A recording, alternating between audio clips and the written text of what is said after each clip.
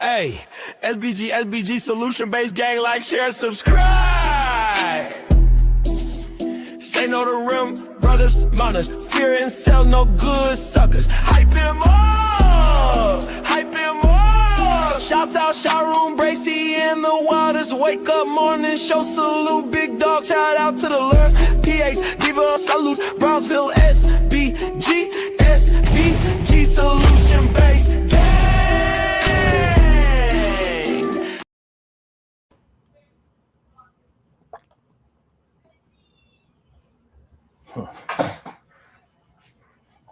There we go.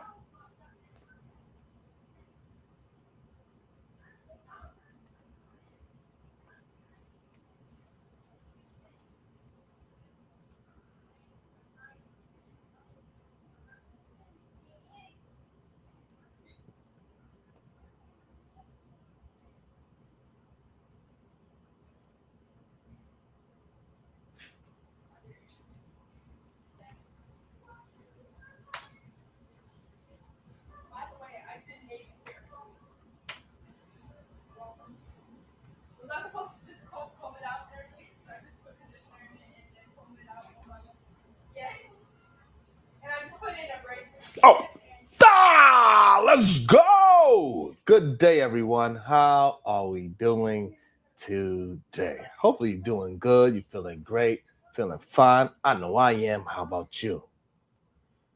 How about you? How are you feeling today? Let me find out. Make sure you're in the right mood. You know what I mean? Make sure you stay hydrated.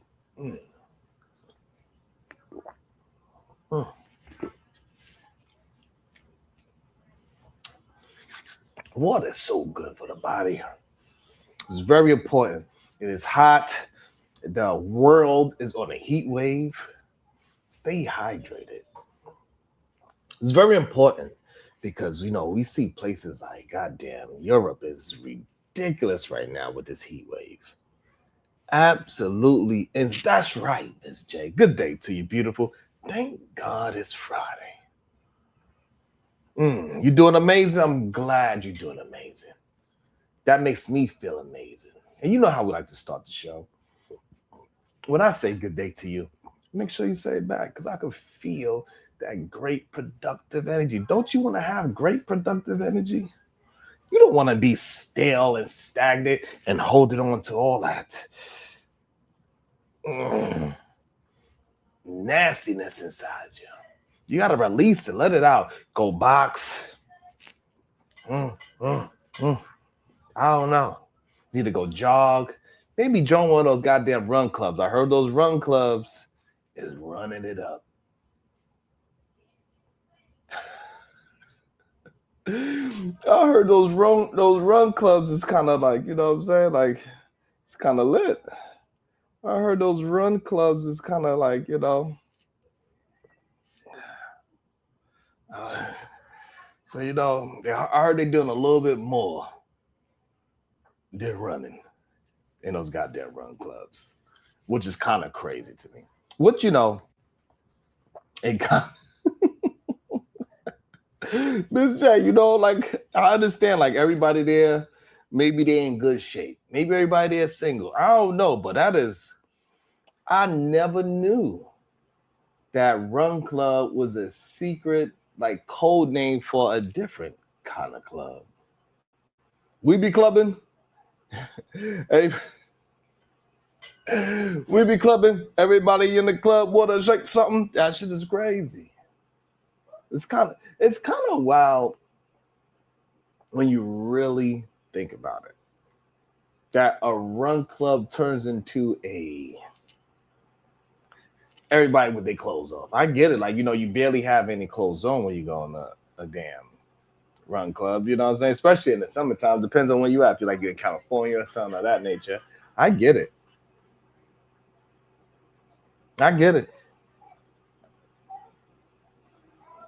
But damn. For all you fellas out there that do not know how to holler at women, the best thing you can do is get in shape. Join a run club. They don't even care if you run a 15-minute mile or not. All I've been telling you to do is walk 15 minutes this way and 15 minutes that way. That's it. Do at least 2 push-ups a day. That get the estrogen away. That's all I've been telling you. And now it coming out that, the run club is a spot to be. You don't even want to go to the regular club. You don't want to go to no nightclub.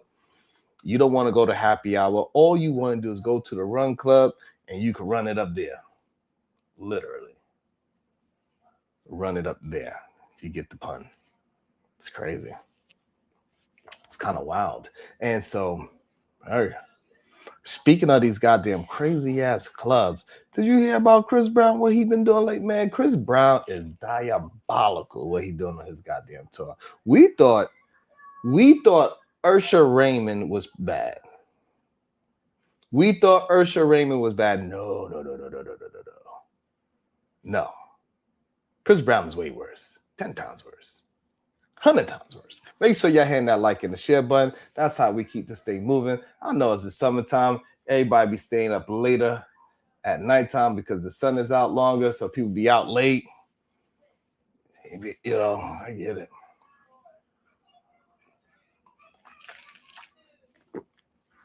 Make sure we hitting that like and the share. But recently, I don't even know if I could even play Chris Brown, any footage of Chris Brown's video, because I was going to play. I had a couple of videos lined up, and I was like, yeah, I'm going to play these. This is going to be fun. We're going to have a good time since it's Foolery or Fraud. But the videos is so, and you know how my channel is. My channel is on, shaky ground because people be trying to mess with you, boy.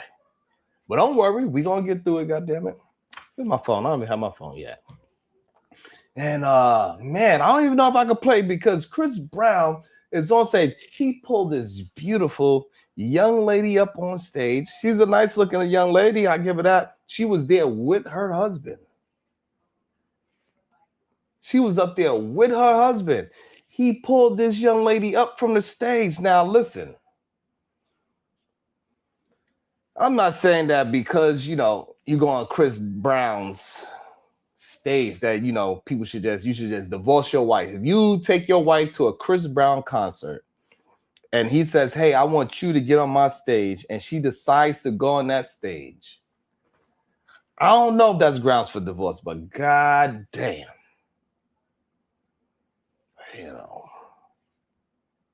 It's pretty damn close. It's pretty goddamn close because the things that he was doing on stage was absolutely ridiculous with this young lady. It was damn near a goddamn episode. Like you thought you was in somebody's bedroom. That's how bad that joint looked. It felt like you was in somebody's bedroom. It's crazy. I don't know if we want to call it disgusting or not, but Chris Brown is out here testing relationships, man. These hoes ain't loyal. We all know these hoes ain't loyal. Good day. So everybody, look, I swear, concerts ain't concerts no more. Back in the day, you went to hear your favorite artist sing. Now, you better read the terms and conditions before you buy the ticket because apparently the VIP package now comes with possible relationship turbulence. I'm sitting there, I'm watching these clips thinking like, hey, Chris Brown ain't just on tour. He's conducting relationship stress tests. Forgets couples therapies, just buy 2 tickets and see what survives.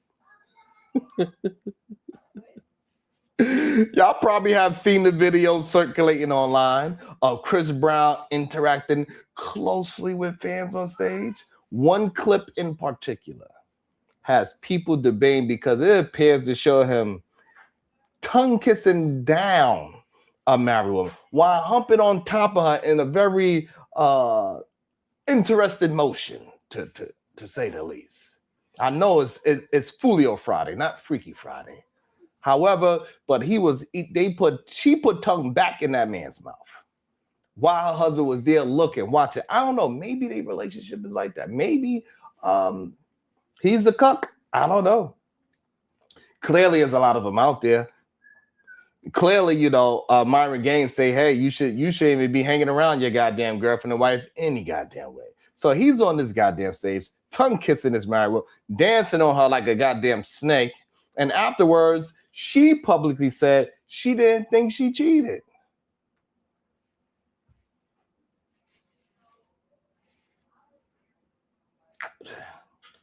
I need to know, you know what? I'm gonna write a poll. Cause this can't be for real. We're gonna have to do a poll. Let me see, if your mate goes on stage, let me see, goes on stage and kisses, let me see, kisses what? Kisses the performer. Is that cheating?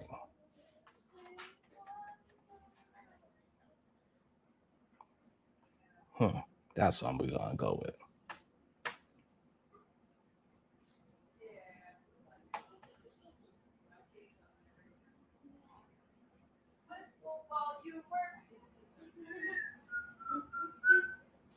Well, your mate goes on spouse. Let me put spouse. Let me put spouse instead.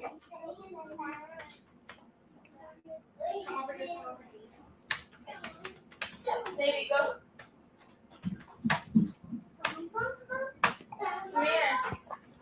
Can I have a hug? Why not? Why can't I have a hug? Why? So yeah, I don't know. Is that cheating?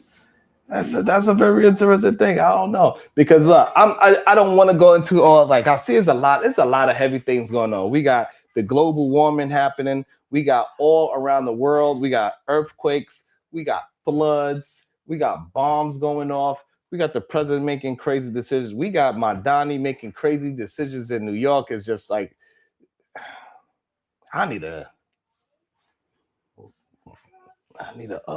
just need a nice, relaxed, wild day. Not a crazy day, just a nice, relaxed one. You know what I'm saying? Like, well, I don't have to do too goddamn much. I ain't trying to fight nobody. There's enough shit going around. There's enough wildness going on. But,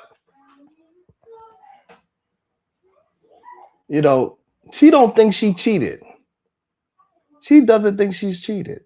Even though a man was humping on her and tonguing her down and kissing her in a very private way on a public stage.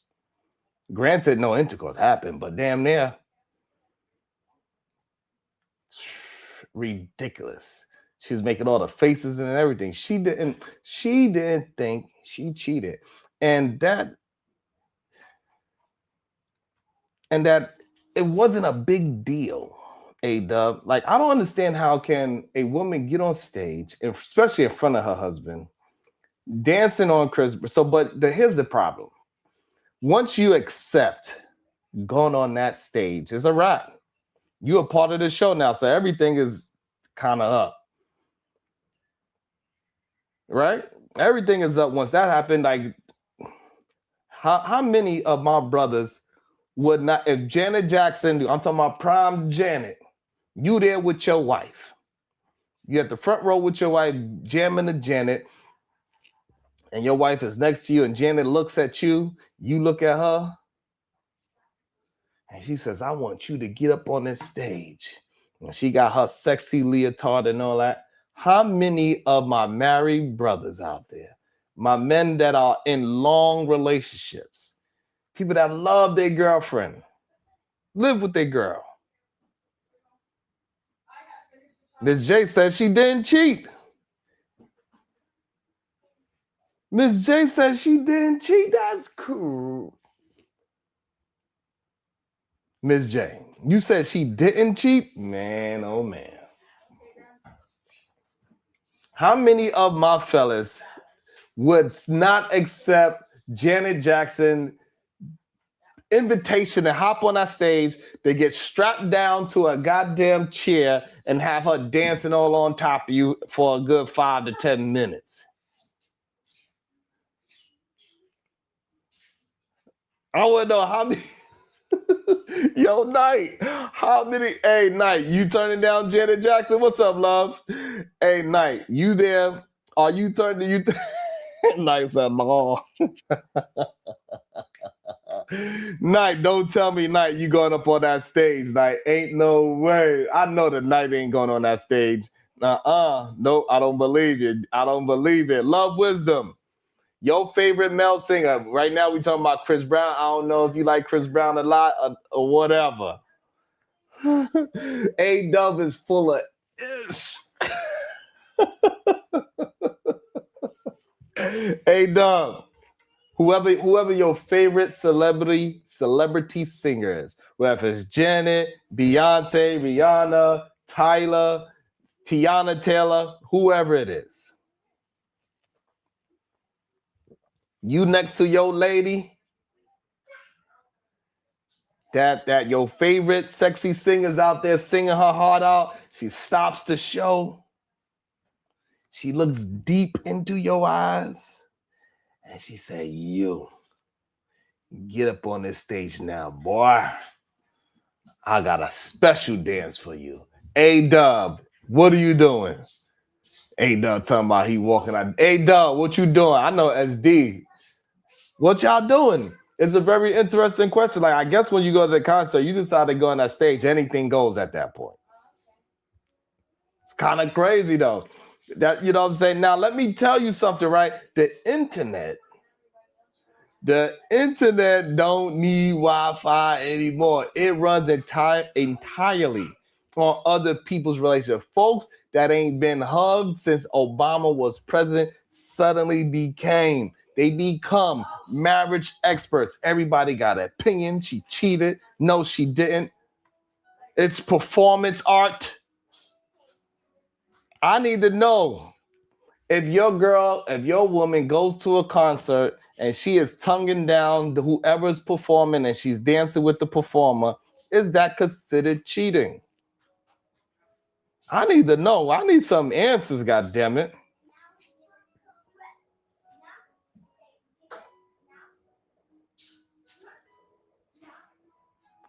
Wow, pumps in a dump? Seriously?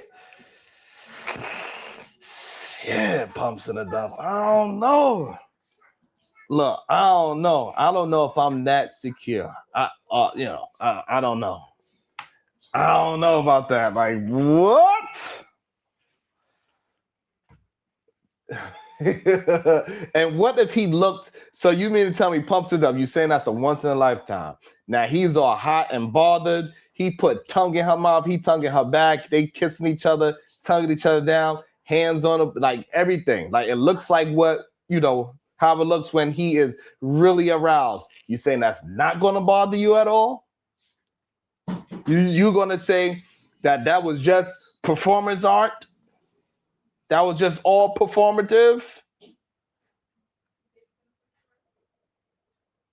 I don't know. I might be sliding those papers through, bro. I don't know. I don't know if my ego can handle that. SD said, of course that's cheating. I don't know if everybody agrees with that. It's cheating. I don't know if everybody agrees with that.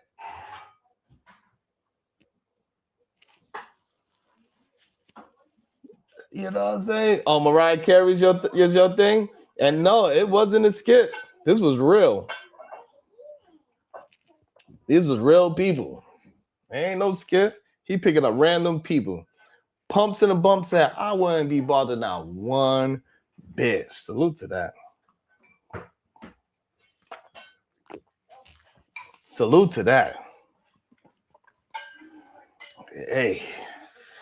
Man, I wish I could play the video. That's the crazy. Yo, Night, when I tell you it looked like a late night watching HBO back in the days when he's watching the cab show. Shit. Everybody got a verdict.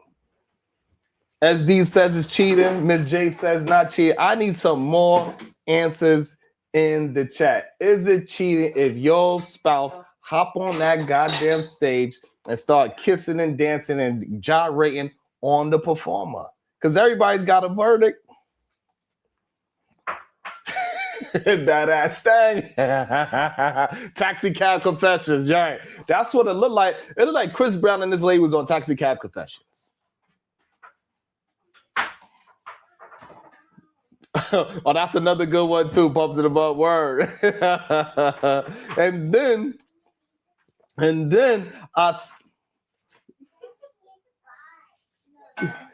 what you trying to do, man? You trying to get me to stop the show? No. I'm about to have to end the show and come back, y'all. I'm about to have to end the show and come back. See? And look, and she want to throw out double entendres with her words. You know what I might need? I might need like a soundtrack to play some music in the background, like very lightly. Okay. I was thinking about it. What you think? So this way, I don't know. You don't know? Try not to get copyrighted. No. Why would I get copyrighted? Like you or tonight? Whoever. The ones that I already have, I have. Right. So. For you? Right. I could create my own beats. I haven't done it in a long time, but right. Then I saw another story where a man allegedly threw his girlfriend clothes into the street after the car said, I said, brother, you couldn't wait until y'all got home. Like, you know what I'm saying? Amazon drivers rounded up like apartment 4B having another clearance sale. Now, he threw out everything. He threw out all her outfits. All her outfits out there looking like, you know, they trying to go to a hitchhike. They try to hitchhike. That's what her clothes look like. He threw everything out. He even threw out her little couch setup that she had for like, I guess she was like some kind of, you know, content creator and everything. Let me not say little. She was a content creator. And he threw out all her equipment, everything out on the street because she was at the goddamn Chris Brown concert and she got her seat number called up and she was up there. These hoes ain't loyal. God damn. It's crazy. And I know that a lot of people don't look at it as cheating. It seems like the ladies don't look at it as cheating. It seems like my fellas look at it as cheating. So, babe, if I was on stage and Rihanna told me to get up on the stage, you gonna look at me and say, I better not? Nope. You gonna tell me to go on stage? Bring me with you. It's Rihanna. Yeah, that's not the situation. But it's different. How's that different? Because it's Rihanna. I don't care about no. So if I got up on that stage, me and Rihanna put her tongue in my mouth, I'll put my tongue back in her mouth. No problems. Yeah, no, that wouldn't be nice. Why you go lay down? I don't understand what's going on with y'all.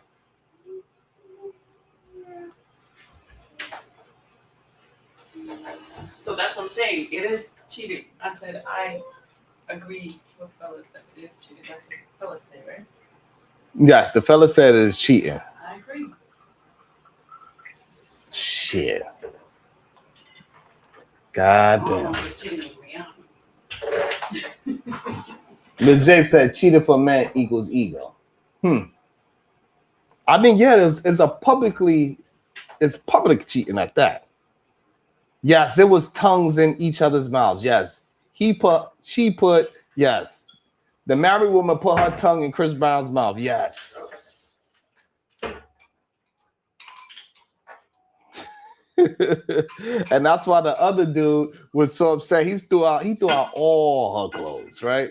And that shit is just crazy, right? And the neighbors opening the blinds like, oh, Chris Brown came into town again. Every city he goes into is another lady clothes out on the street. I don't know. A-Dub, I don't know.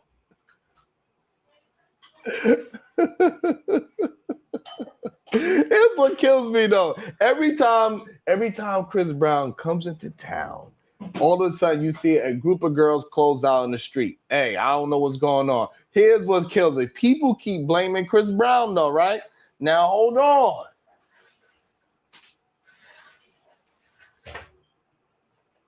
Chris Brown ain't fill out y'all relationship application.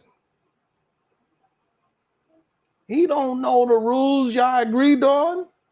Every couples have different boundaries. Some couples think dancing with somebody else is no big deal. What about y'all? Is dancing with somebody else a big deal? I don't know, Miss J, but he put his tongue all up in her mouth. Is dancing with somebody else a big deal? Let's talk about what kind of dancing. We ain't talking about just no two-step and you spin around. No, we talking about full-on reggae dancing. She bent over. He got his tongue out. We talking about full-blown dancing. Is dancing a big deal?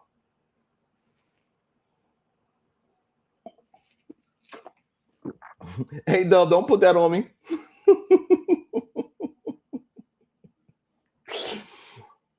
I want to know, is dancing a big deal? Some couples think liking an Instagram picture is a federal offense. I know people that forgive you for spending. We know in our own space, people be forgiving people for spending $5,000, but if you eat their fries without asking, relationship over. You know what I'm saying? Everybody's different. And can we talk about the people volunteering for the stage, though? Some folks acting shocked.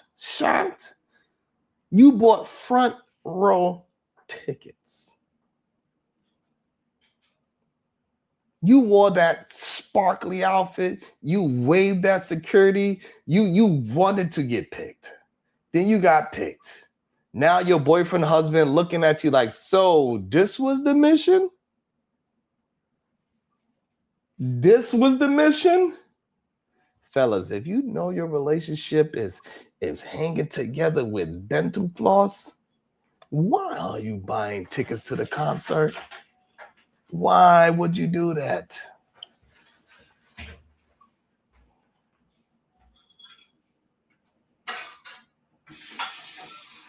Why would you do that?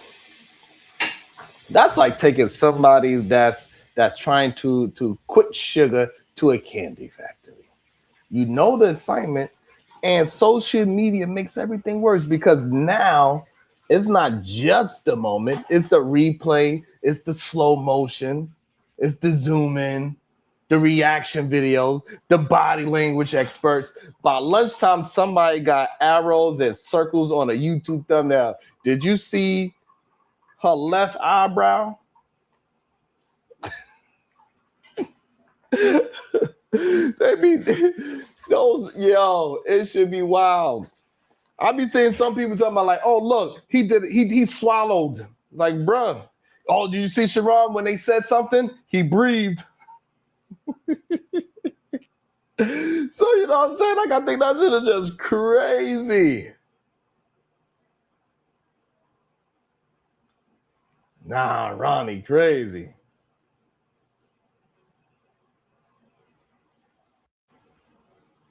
You know what I'm saying? The funniest part is everybody suddenly becomes a lawyer. It wasn't cheating.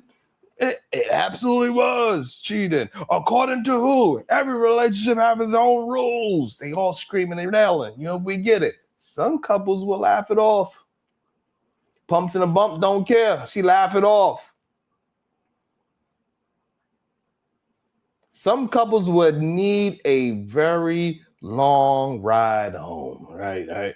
That's why communication matters more than comment section. Here's the lesson. If your relationship can be destroyed by one celebrity interaction, the celebrity probably wasn't the real problem, right?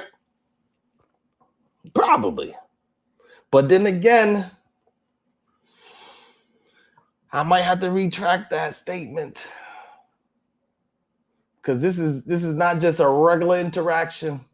I might have to retract that statement. I might have to retract that statement. I thought about it. I don't know. It depends on the interaction. But one thing for sure, the interaction just exposed something that was already fragile. Strong relationships usually don't fall apart because of one unexpected moment, right? Weak communication does a lot more damage than one concert ever could. And that's the real problem. Maybe that married couple, they already had a communication. Hey, you know, I'm going to be dressed like this. If I get pulled on that stage, I'm going all out on that stage. I don't give a damn. Maybe they had that conversation. Maybe it ain't no big deal to homeboy. Maybe they was already doing stuff like that in a private time. So it happening on the stage is not really a big deal. All those things is possibilities. Yeah, I remember the 5 Heartbeats. Homegirl just passed out. Yeah.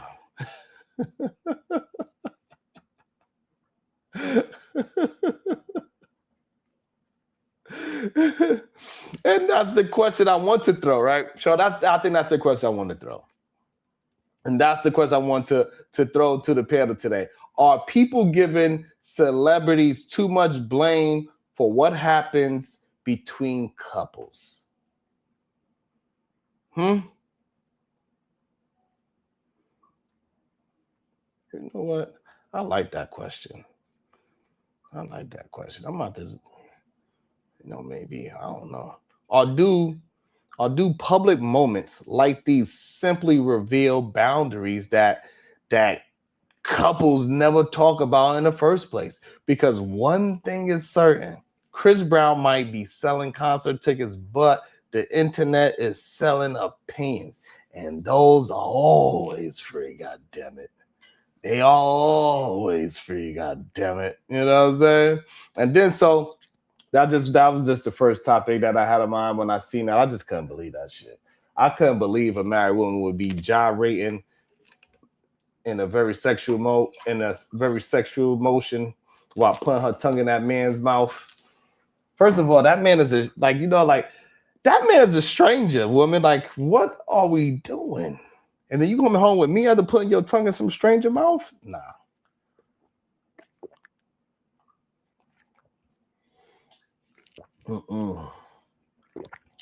I ain't going. That's why you got to make sure you got to have a conversation with whoever the hell you dealing with. And, let it be known what you into, what you're not into. There's a lot of people out there that's into all that stuff and they don't mind seeing a woman getting pounded out. I'm just not a part of, like, the way how my masculinity is set up. I can't do that. You know what I'm saying? I don't got that. I ain't that goddamn secure, goddamn. No. You can't untake that damn tongue out your mouth. I can't unsee you with that damn tongue in your mouth. I can't do that. It ain't gonna be, I cannot be Ha Davis. No, talking about we gonna try it at least once. Nah, I can't do it. I couldn't do it. The way how my ego set up, it is no way I could deal with any of that type of stuff. Absolutely not. I couldn't be like Ha Davis. No, I could not be that dude that took his wife to the Chris Brown concert and let his wife put tongue in and dancing and gyrating, acting all aroused. No way, bro. No way. That cannot happen. I'm sorry. That cannot happen. It wouldn't sit right. It wouldn't sit right in my stomach. I couldn't do it. No. Let me see what the poll say. Let me make sure y'all hitting that like button. Make sure y'all hitting that share button. What does the poll say?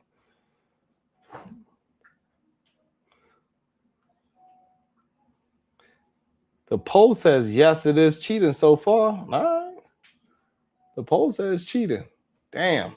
Cheated right in front of your peoples, huh?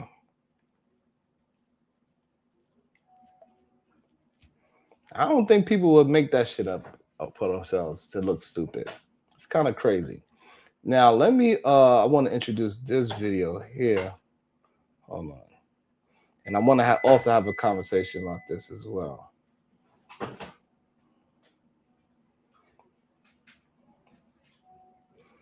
Let me pull it up because I want to have a conversation about this whole Blueface interaction as well. I thought that was pretty interesting as well.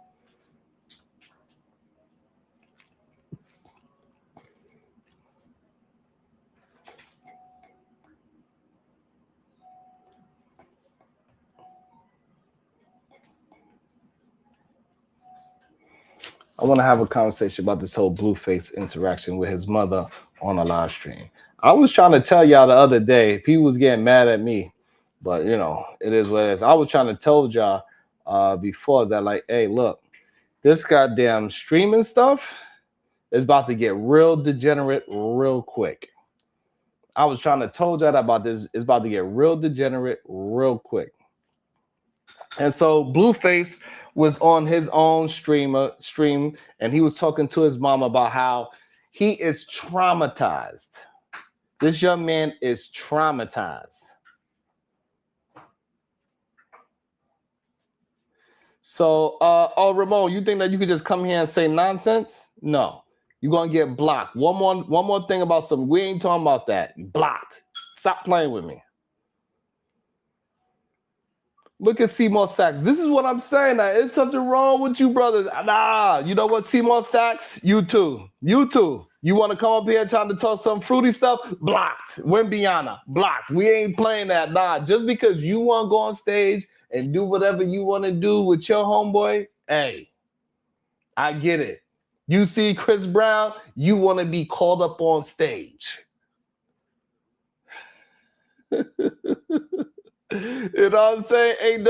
A-Dub. That man, he is so upset that Chris Brown is calling those ladies up to the stage and putting his tongue in those ladies' mouths. Seymour Sachs is upset. Hey, we ain't playing those fruity games. If you, Seymour Sachs, if you want to get pulled up on stage by Chris Brown, you can say that for yourself. But don't put that on me. I don't play those type of games. I don't play those type of games, bruh. I don't know what be wrong with y'all. Y'all be tripping. Y'all better watch what y'all be saying, bruh. I don't know. Y'all watched way too much Fresh and Fit. Y'all got me twisted. Hitman J, they got me twisted.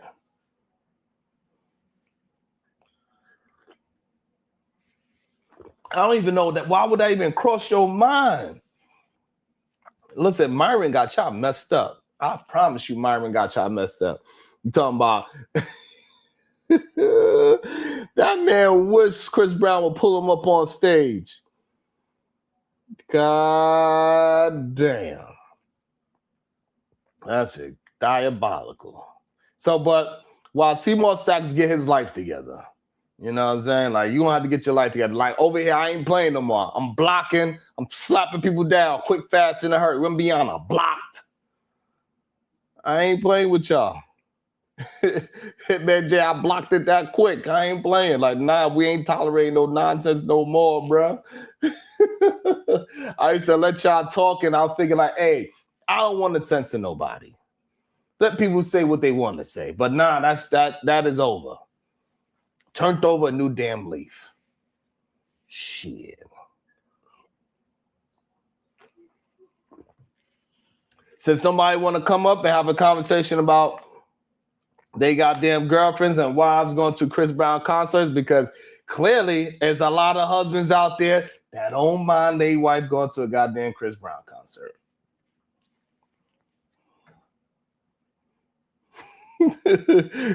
Man, Jay, you can't make this ish up. You can't make it up. King Picks, you got to be King Picks. You ain't never in your life super chat, hit the like button or hit the share button for what I know. Talking about if you want to clean up the chat, give me a wrench. What up, Lady D? King Pigs be tripping. Y'all be delusional as hell. You know what? King Pigs, for saying something as stupid as that, you know what you're going to get until you hit the super chat. Blocked. That's it. You said some nonsense. You said some delusional stuff. Blocked. It's crazy. But also, I want to talk about this goddamn Blueface situation and his mama. So Blueface says his mother traumatized him as a young man by her relationships.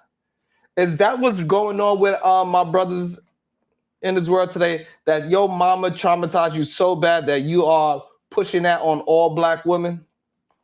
And really, this whole time when you were talking negative about this whole time when you be talking crazy about black women, is it really you talking about the trauma that your mama brought on you when you was a young man? The things that you had to see? I wonder, because when I'm listening to the interaction, I wonder maybe that's what's happening. He said his mama gave him a whole bunch of trauma. Damn, babe, can you come and turn I need the fan on, you know what I'm saying? I should have asked earlier. But I'm thinking maybe that's what's going on with a lot of my brothers out here. They are traumatized off of the way how their mama's relationship was running. And the things that they witness, the things that they see their mama go through in real time.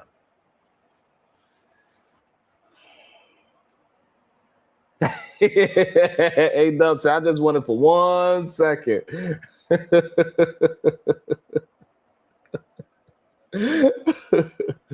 So we're going to play this video. Let me see. Let me share my screen. And y'all let me know what y'all think. Is it mothers? Let me see. I got to think of the title for that part too. All right, here we go. That you think things that do not matter to me today It matter doesn't more It matters to you. It than the matters to trauma God. that you It doesn't caused by matter. being the way you are. Okay, tell me what trauma. What trauma did you have? Watching you domestically violently have altercations with your kids and multiple men.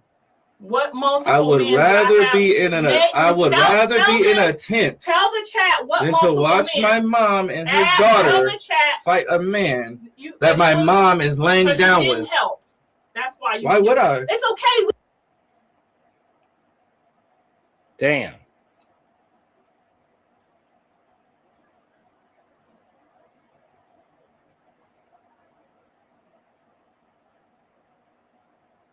I don't know what you talking about, Ronnie. I have no idea what you talking about, Ronnie. What does that mean? Make sure y'all hitting that like and share button. So I don't know what the hell Ronnie talking about. That was kind of crazy.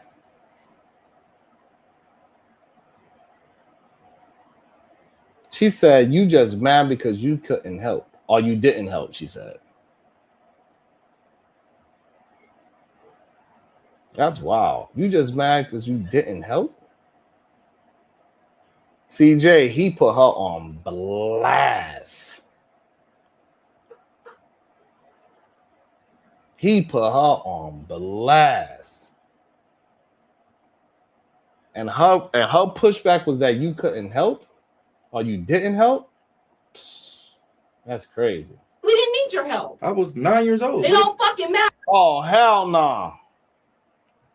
Oh, hell nah. He was 9 years old. You said he didn't. You said he's mad because he didn't help. The young man was only 9 years old.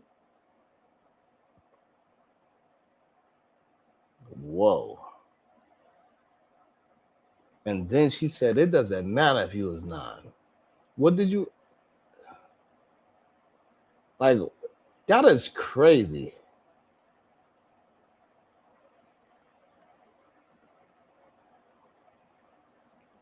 I hear that, brown sugar. I hear that, brown sugar, babe. That's what it sounds like. But that was crazy. That was kind of crazy right there, what she said. She is toxic as hell. Nigga. If you was 3, you was supposed to help. You want a 9-year-old to help you fight a grown man. All I'm asking you, and that's why I evaluate my dad the way I do. Because listen to you. Jonathan, Damn. I never had to Your dad fight shot a gun in nobody the for air my at me.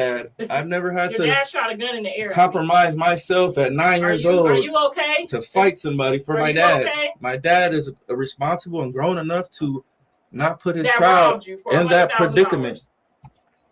Goddamn. Goddamn. That was interesting. That was interesting. He said, my dad, I got more respect for my dad because he never put me in a position. My dad ain't never put me in a position where I had to fight for him. That is a lot of trauma right there. But then she got some smoke for his ass too. But she said, hey, but your dad robbed you of 100 bands. Your daddy robbed you of 100,000. Wow. Shit. Shout out. That's a lot going on in this. That was only about like 10 seconds of a clip, and that's already a lot to dissect. I have to slow it down, god damn it. What's your thought? My thought is, what is this question you put up there? Like, what is this, sir? What do you mean if I get on stage and kiss at a performer that cheated? Yes. Kind of weird question. Bro, whoever said no to that should be fired. Hey, it's people saying no to that. That's all I'm saying. Like, hey, that stage make you do some strange things. You was out your body. I don't know. Stop it. So how mad? So all right. So you saying this cheating? Yeah, absolutely. You married to your girlfriend, right? We're not gonna put beautiful baby girl. We know baby girl would never. But let's just put you inside of a different relationship. Right. What should happen? What should happen once your married? girl go on that stage and she put tongue in the performer's mouth? And this is celebrity. We're not talking about just a performer. We're talking about celebrity. Chris Brown, Okay, Michael cool. Jackson, whoever, you know. Hopefully he'll put a ring on it because you're getting divorced tomorrow. You said what? Hopefully he puts a ring on it because you're getting divorced tomorrow. Paperwork will be filed immediately. And it's on camera? No, you got me effed up. You don't care. You going straight to divorce papers. It was a Period. kiss and a little dry humping. It was just a little dry hump. A little dry hump Adding and a more little bit that's of a making it tongue. worse. Just a little dry hump and a little bit of tongue. That's it. That's sharing a lot of DNA. Also, a little bit of eye contact. It was a little bit of eye contact in a very aroused way. Wait, was the eye contact during the dry humping? Yes, the eye contact was during the dry hump. Yes. Look, if it wasn't during the dry humping, then I would have said maybe. But now that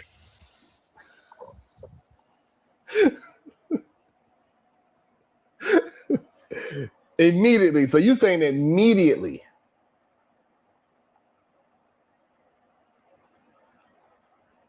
Damn. we're not talking about it. I'm gonna turn my phone to you. We're gonna show the video. I'm like, hey, you see this? Have a good day. Get the fuck out of my house. Period. God damn. Let me see. I don't think I know I got somebody up here that he gets angered easy with little things. You can't even hug his woman a certain way. But I think he got a little bit more mature now. He got over that situation. Otis who? Not baby girl that you with, but your wife, right? We're gonna have an imaginary wife for y'all. Your imaginary wife. Get up on that stage on her favorite performer, super celebrity, one of the biggest in the nation at the moment. Calls her up on stage. He started doing his routine. He started gyrating on her.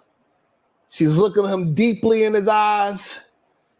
And they kiss with some tongue involved. Is that grounds for you and divorce? My wife's birthday is July 21st. Her and her girlfriends are going to the Chris Brown and Usher concert here in St. Louis. She asked me to go. I told her, no, I'm not going to be in no crowd, all that with you. Go enjoy yourself with your girlfriends. But I did make it very clear. Don't get Chris Brown or Usher, excuse my French, fucked up. No, it would never happen. I wish you would disrespect me like that. No, yes, she loves Chris Brown and all that, but Chris Brown and Usher are home wreckers. Yes, it takes two to tango. I wish the hell she would. She might as well let me know now. I could pack while she gone. I wish you would, to answer your question. Happy birthday, baby. So, all right. So now I got a question. I know you said it here live on the SBG show. Have you and the wife actually had a conversation about it since you know the type of shows that Chris and Usher have? Have you actually had a conversation about it? Yes. Oh, shit. So he's like, Yeah. all right, babe, look, I bought you these Chris Brown and Usher tickets, but listen. She paid for it herself. I ain't gonna sit here and lie. She paid for it herself. Oh shit, that's good. You know, the ladies is gonna love that answer right there. So hey, if she want to eat the two little strawberries, the little cherries. No, I told you how I feel when she hugged one of her damn classmates and that fucking left leg went up in the back. I don't play that. I don't play that. No, I don't play that. I would no. Call me insecure, call me whatever. But my beautiful ass wife hugging somebody and that little back leg go up with their arch in their foot. Hell no. It's done. It's over. No. And you can call me insecure, you can call me whatever you want to. Ain't no way. Ain't no way. Ain't no way. Look, I just brought somebody up onto the stage, and I'm gonna let her know if she go ahead and tongue down Chris Brown, me and her through, goddammit. Welcome to the show. Conversation with MJ. Don't worry, Chris Brown ain't my type. What up, everyone? What up? Hey, what's going on, MJ? Check this out. Why are they the same dudes who are saying no, she gotta go? They have all this like strict standards and boundaries, but these are the same dudes that think that it's reconcilable grievances if their girl or their wife find them having a tongue down another woman's throat and their what's the name in another woman's legs. So I just find that funny because there's so much grace that can be given when a man is found to actually be physically cheating with someone and actually having a hidden relationship. But it's no go if your woman goes to a concert and someone that who's a celebrity that you know that she most likely is not going to end up with, and it's just a performance. That is straight disrespect. But why do they believe that when they actually are cheating on their woman, that's not disrespectful? Ooh, now hold question. up, MJ. Hold up. Nah. So okay, I can't give you this. The first one. This is not First and foremost, cheating is cheating regardless of the direction. So, and I've stood on the only irreconcilable difference is cheating. Man or woman, if you are a man that cheats on your wife, you deserve to be divorced. Period. I've stood on that inherently. Nah, can't give you that one, MJ. Sorry. Now, I don't know if you stood on that. But then if that's the case, then I don't think it's reconcilable. If cheating is cheating and somebody cheats, it should be done so. Period. No, I agree. I agree with you 100%. All right then. So you don't say that. Then you cannot say that cheating is reconcilable. No, MJ, I didn't. I said specifically cheating is unreconcilable. But you said that the other day No, you I said, didn't. Yes, Not the this other day, yes. Sharon, tell me the truth. The other day when I was on a panel. You said death do you part. Remember the other day when we was on the panel, he said that the only thing that can be reconcilable would be cheating according to the religious testament. Scripture. Didn't he say that? Mm-hmm. MJ, that doesn't even make sense because it says cheating is the only thing that is irreconcilable. Cheating But you and said abandonment. reconcilable. You didn't No, say. I didn't. MJ, I promise I'm you gonna I have to didn't. dig up. You know what? I'm gonna have to telling dig you up I the didn't. footage. We're Please gonna have do. to dig up the footage because maybe he turned a new tune, MJ. No, I'm We're gonna have strict to on we're gonna have to monogamy. dig up the He's footage. changing a whole new tune. I know this is Foolery Friday, but this No, dude is see, tripping like he is not I'm on about to record go pull saying it. that the only thing that can be reconciled would be cheating, but not I have quote never unquote said that. breaking the marriage. I have Damn. never said that. I do Yes, not you believe that did. at all. Okay. Wait, y'all gotta understand. I'm a we're gonna look up consummate the footage. monogamist. We're Pull gonna it. look up the footage, Shadow. We're gonna hold you to that. We're gonna come back to you on that same exact question now. Bet. So right now, Shadow said we misquoting him. Oldest who? What's up? What's up? You heard the question. If it is okay for a man to go ahead and get caught on a downstroke, and you know everything is all good, and you know she should just like do what she can to take him back. Why is it so difficult for your boo thing to go and enjoy her birthday and put a little tongue down Chris Brown's mouth? Hey, I ain't talking about putting no little tongue down Chris Brown mouth. That's a little bit too much, Ron. Like, come on now, that's enough. For the record, I remember the conversation that day, a couple of days ago. I wasn't a part of it, but I didn't. I have my issues with that conversation. I don't. I kind of agree with what MJ is saying. I mean, I don't think what's good for the goose is good for the gander. I don't believe that if you're out there cheating and you get caught, of course, that is definitely major grounds for a divorce. Most definitely. I'm not one of them type of guys, but I will say, not to change the topic at all a little bit, and you said this at one point, I think you did, and don't let me put words in your mouth. If the other spouse knows about it, because there is some type of situations where they know about it, then it's not cheating. But that's within their marriage, and it's nobody's business. That's why, to me, a person's covenant is their covenant. I don't get into people's bedrooms because it's always some type of circumstances that an individual on the outside would never know. But for the standard, just on a white piece of paper, cheating is cheating. If you get caught, your ass done. I don't believe in that.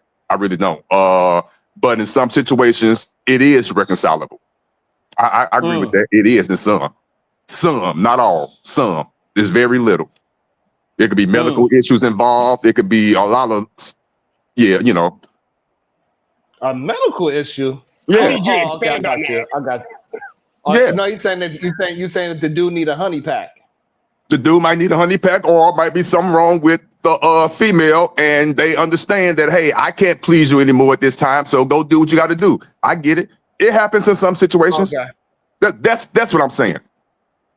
And for those of you that don't understand, as you get older, and let me say this for the record, I'm not talking about my situation, but I am being realistic about it. We are getting older, and as you get older, situations happen with one or the other spouse, and you will have to have them conversations one day, and that's the reality of the situation. But under normal circumstances, just trying to go out there and do what you do, and your ass get caught, he or she, yeah, of course that's grounds for divorce. That's not fixable to me. No. Damn. Tommy said most men been cheated on and go back to that girl with her breath not even brushed yet. She didn't even brush her teeth yet. And I agree with that. That's true. A lot of men go back to their significant others after they realize they was cheated on. They just won't admit it. Of course they do. No, I mean, and if they do go back, let's just keep it 100. Those men who know they've been cheated on and they decide to stay in the relationship, they're cheating on her throughout the whole entire thing. Let's just keep it 100. MJ, you are correct. You are correct. He's not literally, no, dead ass. He's You not are correct. sitting up there.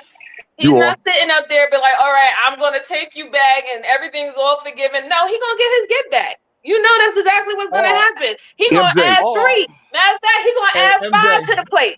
Like, that's what's going to happen. MJ, he been doing his dirt for so long. He's like, it's about time she caught me back once.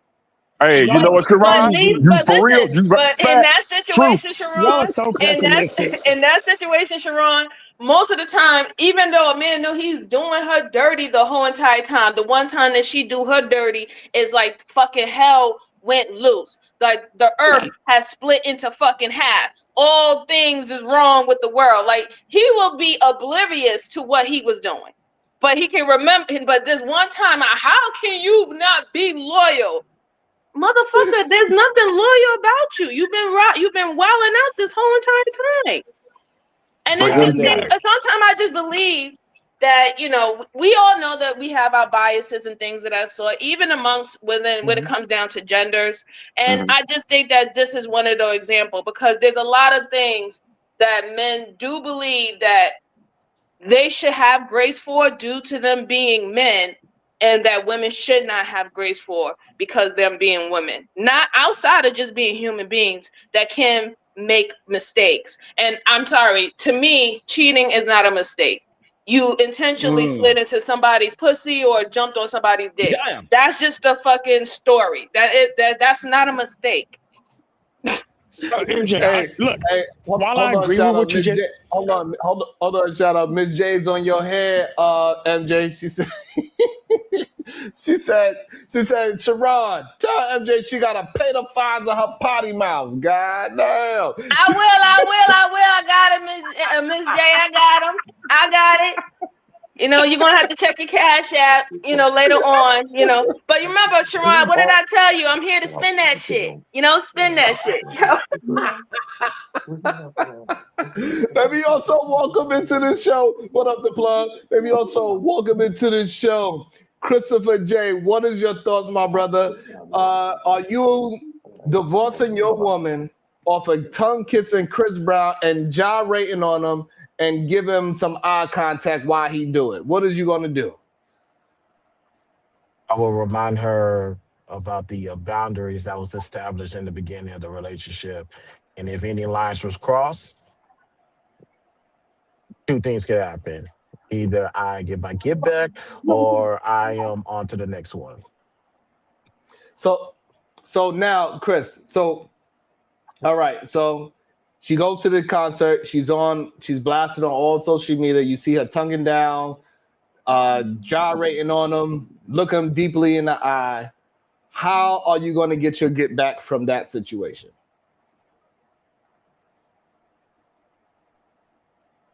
Oh, you want me to tell you guys my plan? Well, A quick I'll one. put it like Like this. I'll put it like this. I do believe in killing people with kindness, and okay. I do believe in leaving room for your Oh God, don't imaginations worry about it. to what happened? What happened? Nah, I think he was talking to somebody. He went on Okay. mute. I do believe in killing them with kindness. I do believe in leaving room for your imaginations to flow and wonder without confirmation.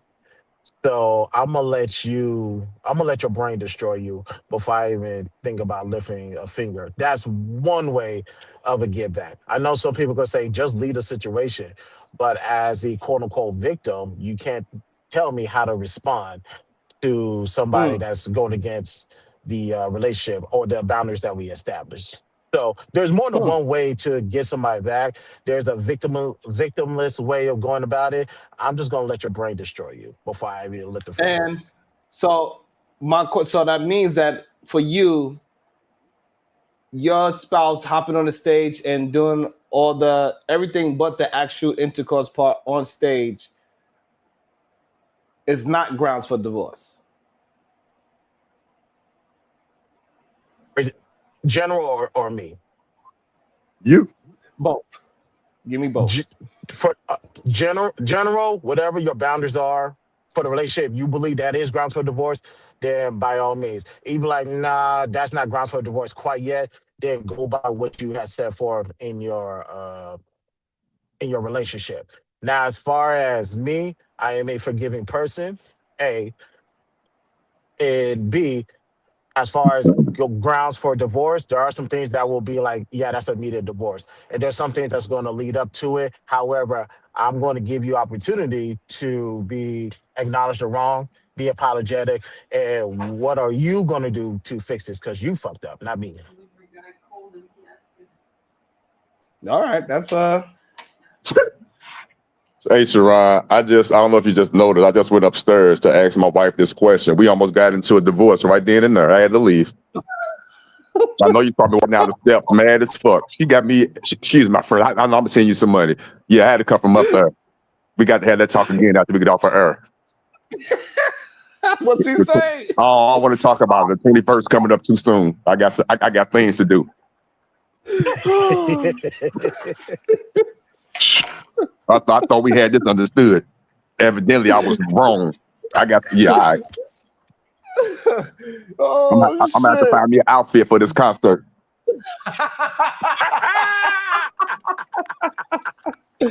MJ, oh man, we're gonna have to bet Otis out, goddamn How it. close He's to gonna the get stage beat y'all up by sitting, the security Otis? guards. How close to the stage y'all sitting, Otis? I want to talk about it. I'm looking for an outfit. The hell? Let me see what I got over here.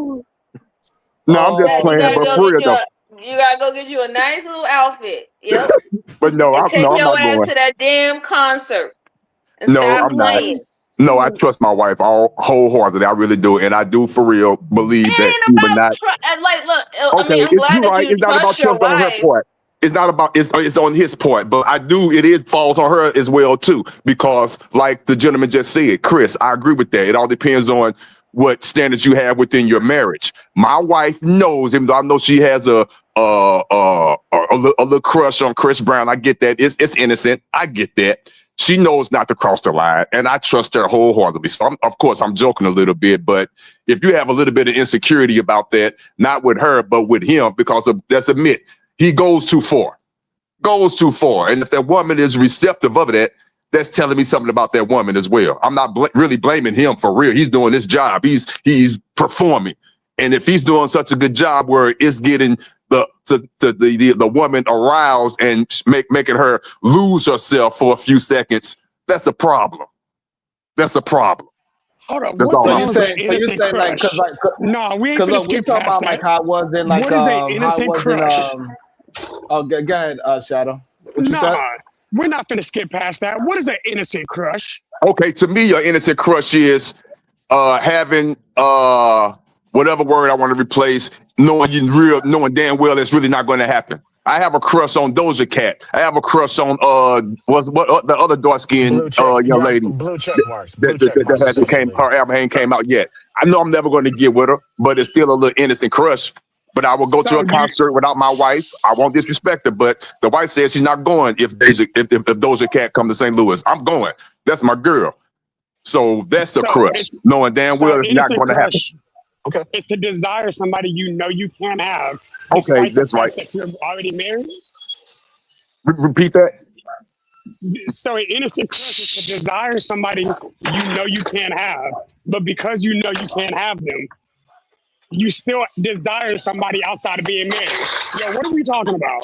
Well, let me look up the word. Let me look up the definition of desire, because desire might be too strong. But even if that is the right word, Hold on, Otis. I'm Otis, listening. you know how old Dochi is? I know she older than 25. 20, 21? Is she? God damn. All right. How old is she? I don't know. How old is she? And it's just a crush. You think I got posters of her on my wall? And it's a crush. But how old is she for the record? Before I get in trouble. I know she's 20. She's 30. Oh, damn, she's 30. She's 30. Thank you. See a What the poster heck? back there. Oh, okay. I see a poster. I'm just saying, how old is your daughter? Oh, shit. 30. Oh, see, nobody want to do that. Come on, man. It's a crush. A crush. Which want me to say Aretha Franklin? What the hell? I mean, it'll be more acceptable. Yes. I want you to say Aretha. RESPECT. Yes. It's a crush. A innocent crush. That's it. I would not be going on stage and she have me sit down and she's feeding me cherries and all that. No, that's disrespectful to the wife. Now, if the wife give me permission to do it, that's different. What's up? So you're gonna be first of all, you're gonna be the only person with AARP sitting on the front row. But if you was to go there, you sit in the front row with Mm-hmm. your Dead Sharon. AARP, Mm-hmm. and then she says, I need you to come on stage. I'm gonna look What at you my gonna wife. say? I'm gonna look at my She wife. ain't there. She's She not ain't there. there. Oh, she's not there. I'm going on stage. You going on stage. All right. Now she handcuffed you. She handcuffed I'm being she honest. handcuffed you to the chair, Otis. She Okay. dips a peach. She dips a peach in some honey. We know what a peach looks like. I'm running off stage, handcuffed to that chair. It's gonna go viral because I'm like, no, my wife won't like this, and that's for real. For real, I'm not doing it. I will go on stage though. I won't go too far. I'm serious. I won't do that. Shit. I'm a content creator. It comes with the territory. But I'm just being real. And she tell you to lick that goddamn honey off that peach. What you gonna do? Mm-mm. You know they going. Why are you even? No, Why are I'm being you I'm a fighting content them? creator. They're going. MJ. They say MJ, they all I'm being say they. I'm Oh, a I'm not content gonna creator. do this. I'm not Okay. gonna do that. And in the heat of the moment, they get caught up and they get amnesia about everything outside real life. Like, stop it. They are going to MJ. Okay. fulfill No, that that's a self-control fantasy. thing. They're gonna Sharon. fulfill that. Y'all don't got no damn self-control. We got See, about. Like, come on, that's now broadening stop. it. Y'all Sharon. Disagree. What are you self-control doing? is like Sharon. literally on the lowest part of the spectrum. So like, come on, let's Stop it. let's Come just on, stop that. come on, No, MJ. that's Don't do fine. that. Don't But you do know that, what I've never MJ. done? I've never even insinuated cheating on my wife. Ever. No, not even attempted. Because I value that. I value monogamy more than any other aspect in that relationship. You can't tempt me if you wanted Now, to. Shadow, you know what? I That'll can't be going believe too you far because with from that. the last live Nah, stream, you dead was talking ass. about you didn't know the difference between women and men's booty. So I don't know. Oh I my don't know. God. I don't I know, beg your Shadow. pardon? Whoa, hold I up. beg your You pardon? See, Whoa. how you gonna just you how you gonna just change that sentence up on me? distinction saying that women's booties are better looking than men's booties. So I don't know, Shadow. Yes, clearly. No, And that's I what asked I you, how said. did you know that, Shadow? See, MJ, I see you trying to deflect. All right, Willie. Hey, I'm Just gonna leave me tell alone. you. I just had to do that a little bit. I'm sorry. I'm going to tell you how we know this is all the respect thing. But because listen, if I'm walking down the street with my wife, this happens all the time. Let's be real. Me and my wife, we take walks all the time. Now, people are all around us. We're not blind. My wife is so respectful. I know she's looking, of course, she's not blind. She's looking at other men taking their walks and all that, as I'm looking at other women taking their walks. It's not disrespectful. We are not blind. We're looking. I'm pretty sure she sees an attractive man all the time, but it's what you do with that. Looking, there's nothing wrong with looking. It's if you act on it. It's what are you going to That's do not a with that? true statement. Let's just keep it Well, real. like I said, I'm a Hell content Shadow, you no. creator. don't Hey, know I'm if listen. going. Shadow, if you're walking down the street with your wife, I'm guarantee you your wife is looking at another man. Not in Hell a no. not in a desire or lustful way, but she's looking. She's like, damn, okay. And just keep on going. What's wrong with that? Hell no. Otis, what you looking Wow. Come for? on now. Otis, You hold on, know hold on, it's hold on. happening. Wait You a know minute, it's wait a What do happening. minute. you? God damn, I hate when y'all make me do this. Otis, what you Hey, looking I for? taught my family not to What am I window shop. looking for? Yeah. Hold on. Go ahead, Chris. Nah, Because I can see. I was gonna say I hate to do this because he said not in a lustful way, which is cool. We can accept that. But now the question comes is, if you're staring, what you staring for? If I'm taking a walk in Creve Coeur Park by the lake, me and my wife, we taking our walk, me, wife, and the dog, and a lady come by with some thick ass thighs and some black leggings, I'm gonna look. Because Because she got some thick ass thighs and some tight leggings on. Now, what's wrong is with it that? is Now, that what's not wrong enough? with that? I did Is not that stop her. I did not make any grotesque sounds like, damn, I ain't did none of that. I looked and I turned back and I kept on walking. so the And I'm lust is pretty sure in my wife do the same damn thing. What's so, wrong so with that? so the lust is internal, not external, correct? See, I'm not getting into all that love. What you mean? Look, It's what the hell? all good, my brother. No, we having a conversation. I like these conversations. I mean, what you mean, internal, external? To me, it's what you do with it. Are you acting upon it? It's within us. It's in us. Come on now. It's All in right, us.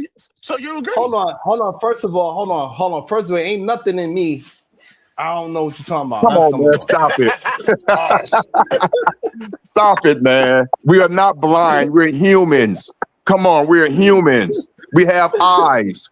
But you can't be Number two. disrespectful about it. That's all I'm saying. We have to be real if we're going to have this conversation. Look, Otis, number it's two. lust. Listen, Otis, number two. I don't see no other women when I'm walking down the street. I don't see them at all.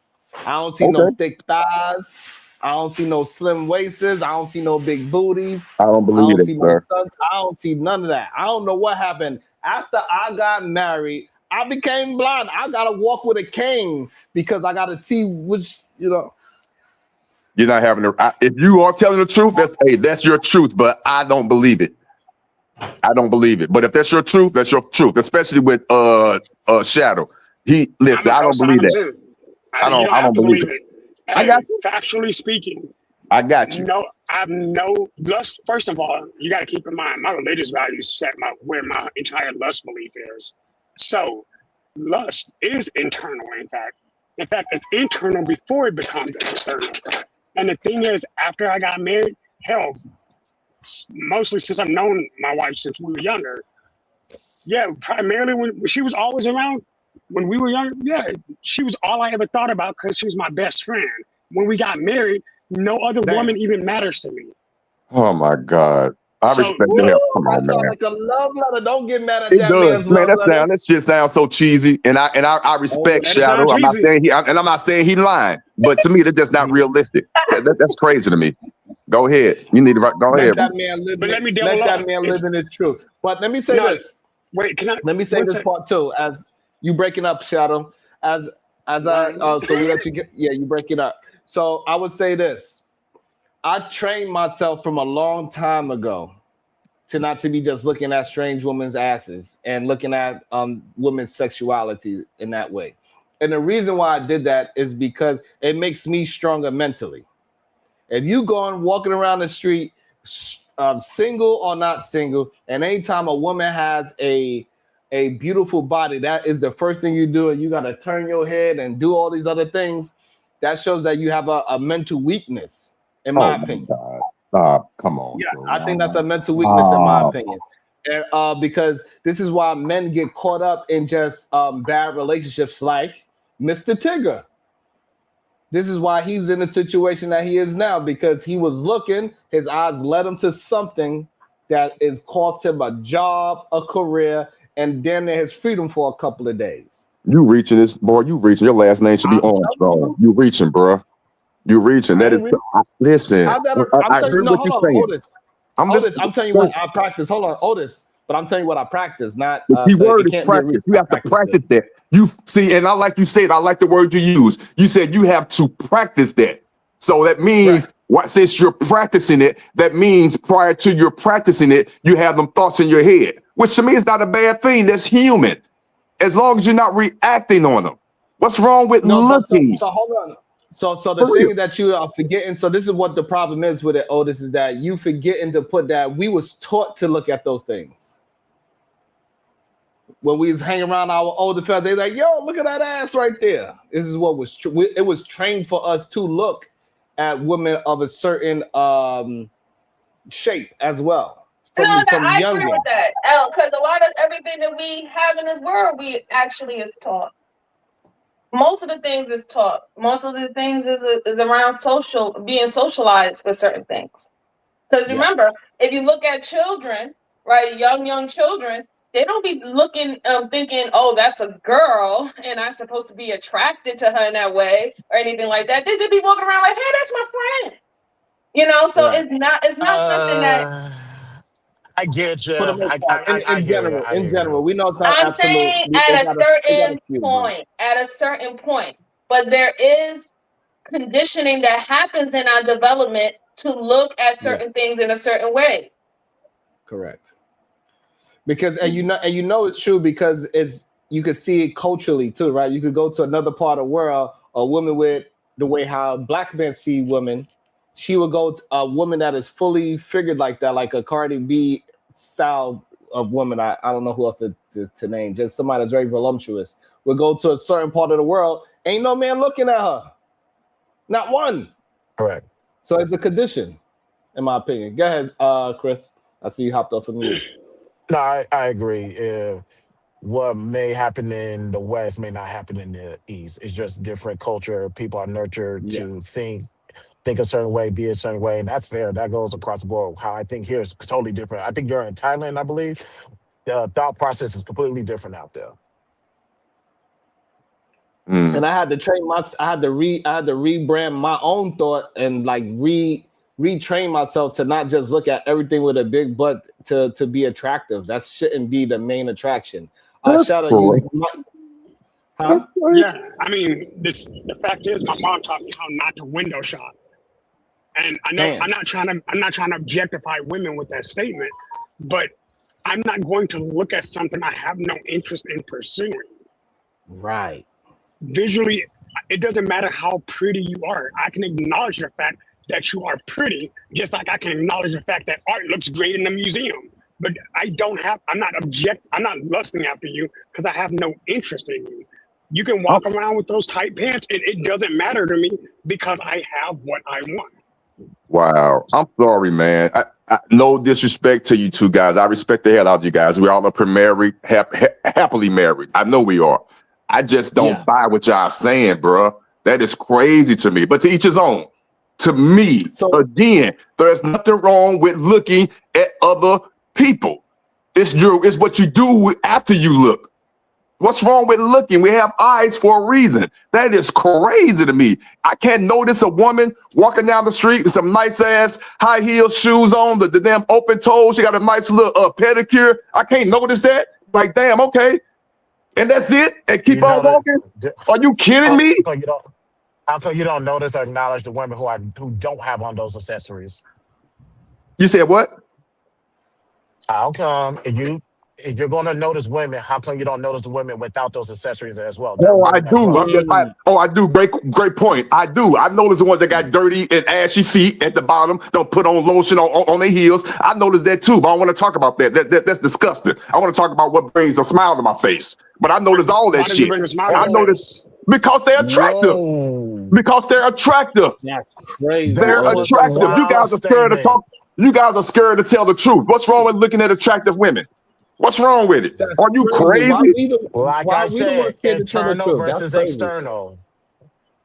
Yeah, because so you said what's wrong, and make sure y'all all support in the chat. Hit that like, hit that share button. I appreciate everybody that's watching. I know sometimes y'all forget to hit the like button. I know by now everybody know how to get to the like button. Hey, Otis, but the issue with looking is the very beginning of every relationship. Oh my God. Stop it, bro. And where does it stop? After you look, where does it end? It's based on the individual, correct? But before you go to the next part, is it true that every relationship starts with looking? Yes, it does. I give you that. Yes. Okay. So you asked what's the problem with looking? That's the issue with looking, because looking turns into imagination. Oh my God. Yeah, looking turns into imagination. Answer my question. After you look, when do you stop? Where does it go into that danger area after you look? You tell me that. Because it depends on the individual. When you took your ass up on stage and she pulled that peach out with honey on there and you thought about, should I lick it or not? Thanks for not answering my question. Because Otis, you're talking about where does it stop. We're telling you it should never start in. That's what we're saying. Right. That's not realistic. No. If we're going, I disagree with that. I totally disagree with that. Okay. And that's cool. And it's fine. But no, if you're telling me that I would be naive to be thinking again, if I'm walking down the street or the wife is out there with her girlfriends sitting at a bar or sitting at a table, they're eating their little appetizer and they're not having their grown women conversations. Us men are not part of that. I can imagine what they're talking about, but I know for a fact my wife is coming home to me. So I can't be all caught up. Come on, man. We got to be realistic about these conversations, bro. Y'all not. Y'all not being realistic at all. So maybe it's the way how I think it's the way how you explain it, maybe, right? Because everybody here understands, every grown person here understands that you can see somebody that is nice looking and say, hey, good outfit, you look nice today. and keep it moving.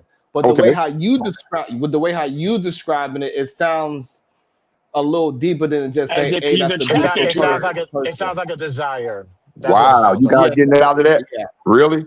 yeah, Okay, well, yes. So okay. maybe I'm that's where not the going. disconnect is at.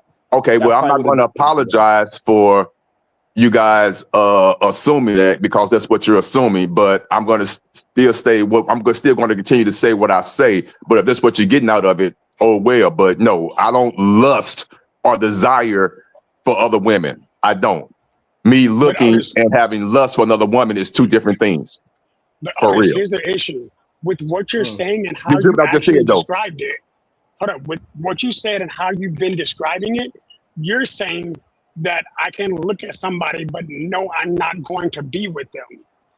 That sounds like the reason you're not going further is because you don't have access to them.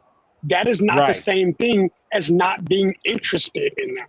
There's a difference between having appreciating the appearance and Okay. then being attracted to said appearance.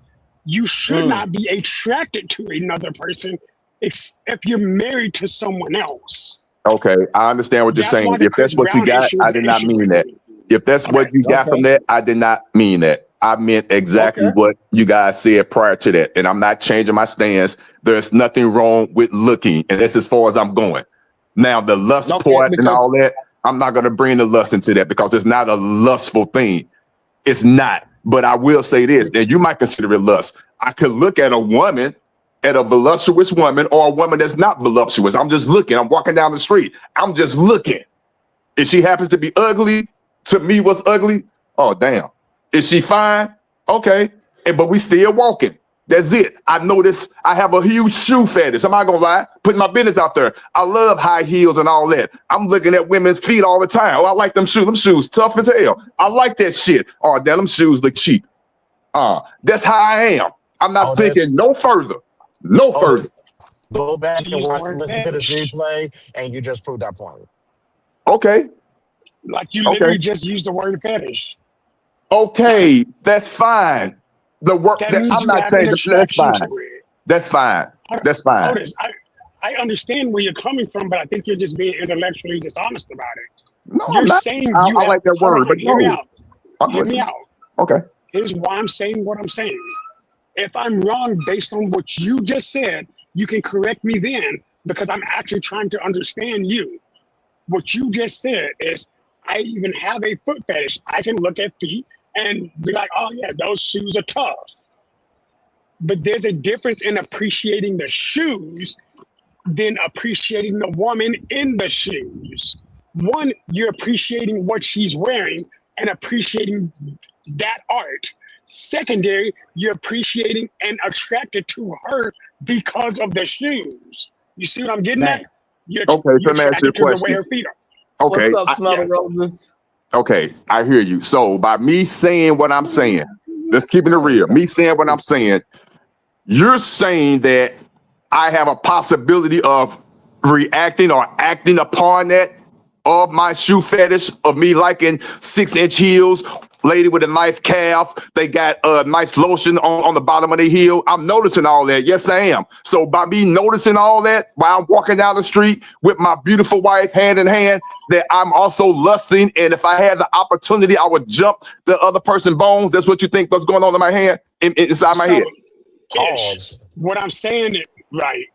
What I'm saying is, if that situation were to arise and you were to meet that lady in a neutral setting where you were by yourself and she dropped the clothes and stayed there in heels and said, hey, blah, blah, blah, blah, blah, etc., you are more likely than someone who's No, not. that's why I got to stop you. That's why I got to stop you there. And that's where we differ. I could admire and appreciate a woman without going any further. And I'm telling you the truth. I could admire a woman and do all that without going no further. I get where you was going with that. Some men probably can't. I get you. But no, I do it all day long. While I'm out on my scooter, riding around, while I'm whatever. I can look at women all day long. I have never acted upon it. No. I don't, come on now. And I get what you're saying, but no. I know how to draw the line. Let me, hold on. Hold on. So, hey, listen. First of all, be careful in that school to keep your eyes up. Don't keep your eyes on the ground looking at no goddamn feet. That's number one. That school is pretty fast. Goddamn it. Number two. Number two. So, all right, we can say that you ain't gonna touch her nothing, but are you gonna tell like, hey, can you just wiggle your toes a little bit for me? No, that's harassment, and they can call no.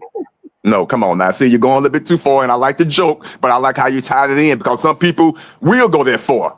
I feel you, and I like your call. I get you. I know how I have self-control, but I'm also not blind, and that's all I'm saying. I don't want to hear sit up here and be like, all men, all married men, we don't see nobody else but our sexy wife. That's all we see. I go outside with my horse blinders on. I don't see nothing. Just my wife. That's it. I won't even look at another woman. You're lying. You're lying. Let's keep it real. It's how you react. It's how you act on that.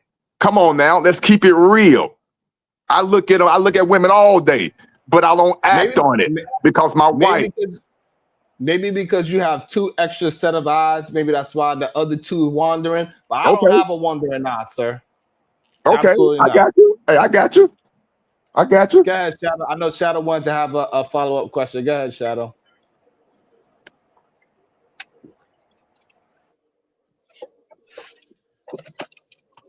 I guess he lost reception. I get it, though. I understand. You know, it's a thin line between looking and lusting. It sounded like you was talking more about lusting to me. Which, I don't know. Maybe I got it wrong, MJ. I don't know. No, I think you kind of got it right because I understand what you guys are saying, right? He's using the same framework that made him attractive to his wife to view other women to call them attractive. Thank you, MJ. If your wife was, she has beautiful legs, beautiful thighs, things that you're interested in, or what her accentuated hips. When you look at another woman, you look at her from the things that attract you to women. So, yes, I understand you saying that even though you're attracted to that woman in the same framework as what made you physically attracted to your wife, you're just saying that you're not going to go any further than just viewing them as just as similarly attractive as your wife. But exactly. I do understand where Sharon and Chris J and Shadow are saying. They're saying because you're using the same framework, it's like there's always this possibility or potential that somebody else can fit your wife's role if it needs to be. Meaning, let's say the relationship is not going well anymore, or there's tension or things that I saw. And if you're in the proud, on the proud to look at find another attractive woman, well, it would be easy because you already outline that framework that will initially make you attracted to the woman. I'm not saying that you don't have anything deep, because you gotta understand, your wife is your wife because it was deeper than just physical attraction. Let's just keep it a buck. You could have just smashed anybody out in the street if you really wanted to, who fit that, superficial outline.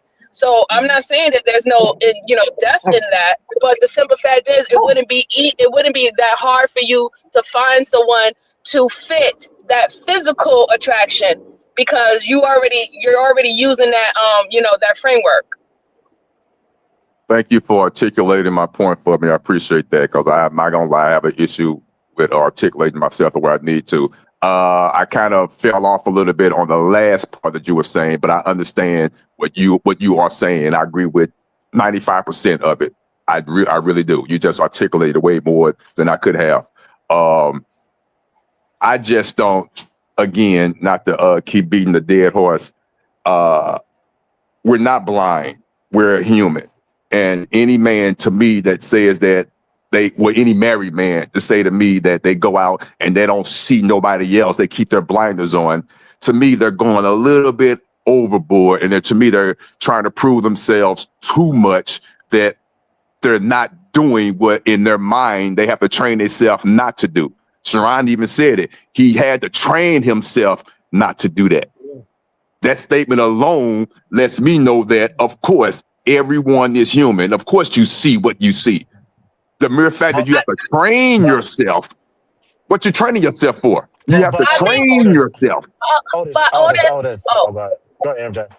I was just gonna say, well, Otis, the only reason why I think that you're missing a little bit of it, the reason why and this is my opinion, I could be wrong, you can tell me if I'm wrong, Sharon, but I think the reason why he had to train himself is because when he was using that type of framework before, he was only in lust. That was the biggest part, the biggest thing that he was focused on.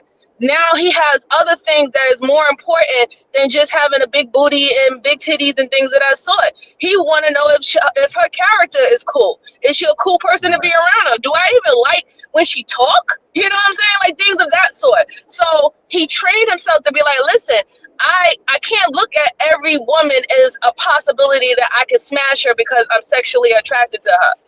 Maybe Right. that's not her position in my life. So can she be a good friend? Can she be a good coworker? Can she be a mentor? I need to start looking at women for other positions in my life and not just a sexual one, because I might miss out on a good relationship that doesn't have anything to be intimate about. MJ. And So also, there's a step further. go ahead, Shadow. When I was single, I moved as if I was single. When I'm looking at women, I'm looking at potential partners. If I'm already married, I have no interest in looking into what I already have. I'm not trying to replace anybody. I'm not accepting new applications. I'm not giving nobody else a job. She got the job. She's got a 401k in it. Yeah, she's here forever. It's a lifetime contract. So I Shadow, don't need. you looking? Let's have this dialogue. I love it. So you Okay. looking at another woman? In your mind, subconsciously, that you're looking to replace your current one? Is that what you're telling me? So No. I mean, That's not what he To answer your said. question, here's what I'm saying. If I am looking at another woman, that means that I'm not satisfied with the one that I'm with. Because the one that I'm whoa. with, hold on, hear me out. Hear me out there. You asked. If I am satisfied at home, I don't have to go window shopping. If I'm satisfied at home, I don't have to go look out and shop for somebody else. That's why cheating's never on my radar, because I have no interest in it. Okay, That's the difference in what I'm okay. saying. Okay, I got you. Window shopping. I don't like that phrase. Window shopping is you get in your car, you're purposely going to the mall and you're window shopping. What I'm talking about is you wake up, you go outside to the mailbox, you wake up, you go down to the street to the corner store, you wake up, you're walking your dog. While all them things are happening, people are walking in front of you. They're walking by you and you're just looking. No other thought process. You're just looking. If one of the people you're looking at happen to have something that you notice, okay, mental note, and you keep on going. That's what I'm saying. I'm not window shopping to go look for a pair of shoes and one day put it in layaway and go get it. No, I'm just looking. That's I it. But bet. but That's So it. here's the thing I'm with sorry. all of this, because I heard Otis say this earlier, that you have to train yourself to not look at certain people, especially if the foundation of that is lust. My question to Otis: what's wrong with that?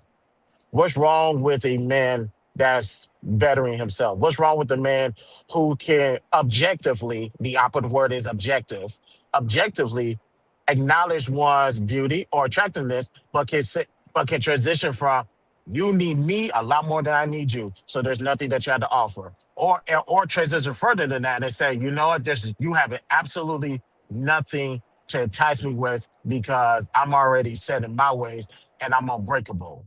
So it's to the point where you might put them on the same playing field, like Otis. I'm pretty sure you're not outside looking at men, correct? Of course. But when you say, listen, So wait, no. I asked that for a reason. I'm listening. If Okay. you could put everybody on that same pedestal, like What I'm up, not Great looking T? at you. I'm not looking at you. I'm looking past you. What's wrong with the man doing that with everybody, including women, so that way they could remain focused on who's at the house with them? Great point. Bars. Okay, no. Okay. Again, when I'm out and I'm walking, I don't just see women. I'm looking at men too. Pause. Let's be real. I'm looking. I've Damn it, noticed a man. Otis. No, we having a conversation. Let's come on. Let's not get Lord juvenile about it. have mercy. Hear me out. I'm walking. If I see a man, I want to make sure he's not armed. I want to make sure he's not looking suspicious. Let's keep it real. I'm looking at that aspect. When I'm looking at a woman, I'm looking at a woman. Let's keep it real. So I can tie both in. You are correct. All depends on the area I'm in.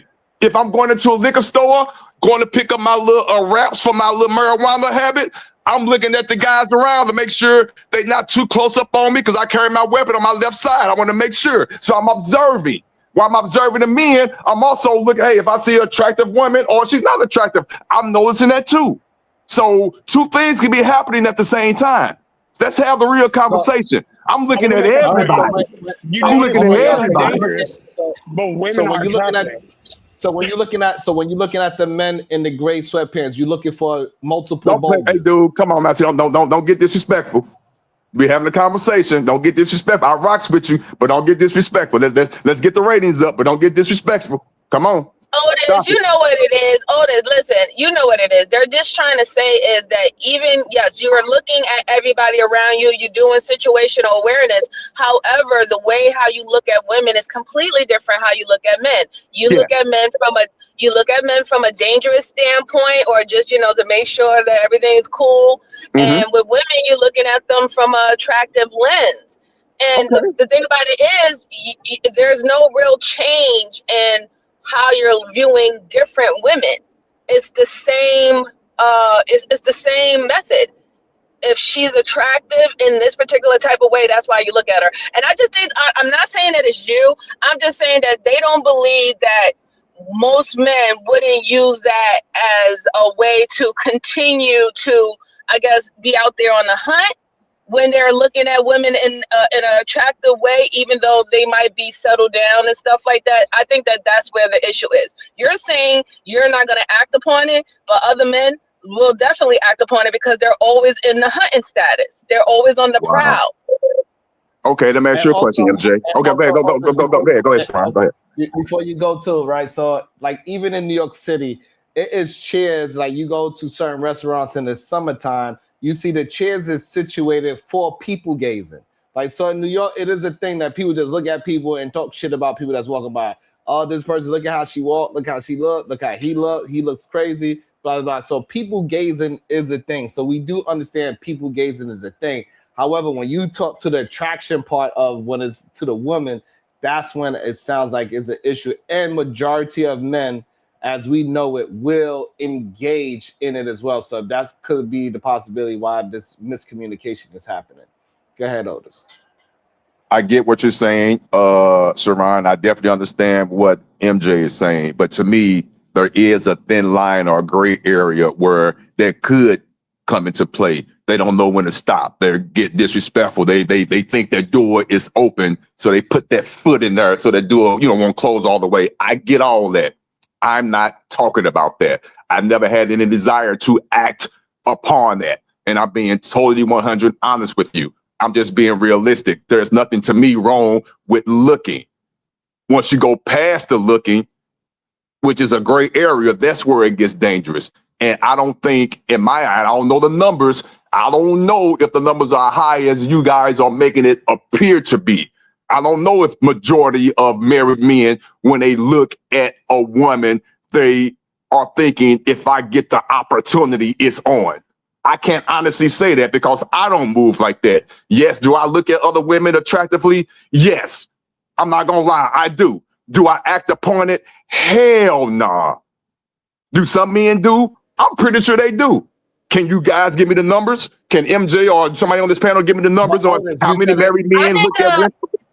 I think the stats show. Otis, you said it yourself. If you go to the Dolce concert, if your wife there, you ain't going no stage.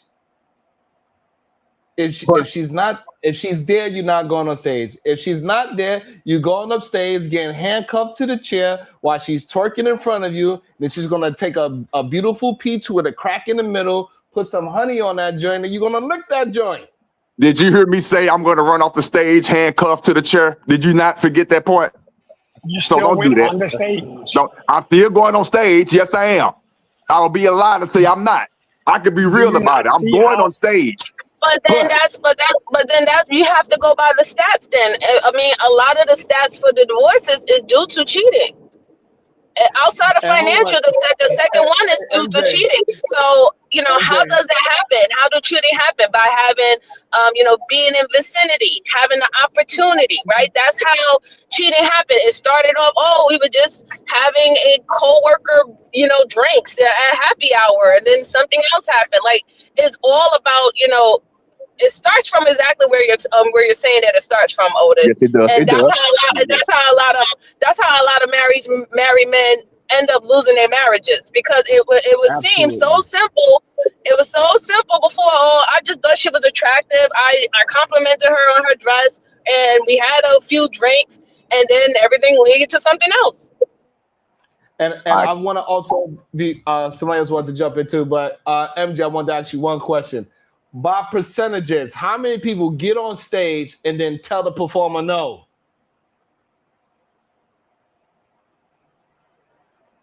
Huh, good MJ? point, you lousy bastard. Zero. Good- Nada. You's a lousy Not a motherfucker. one. Hey, listen. Hey, Sharon, I will be the What's up, first. LA? I will be the first. First of all, you ain't even getting on stage if you ain't gonna go. What? I'm telling Stop. you. I'm telling you, boy. Like, hey. Hey, good point, Sharon. We just having a hypothetical conversation, but good point. I would like to know that number. I think we know the number. The number is 0. So I get you. Zero.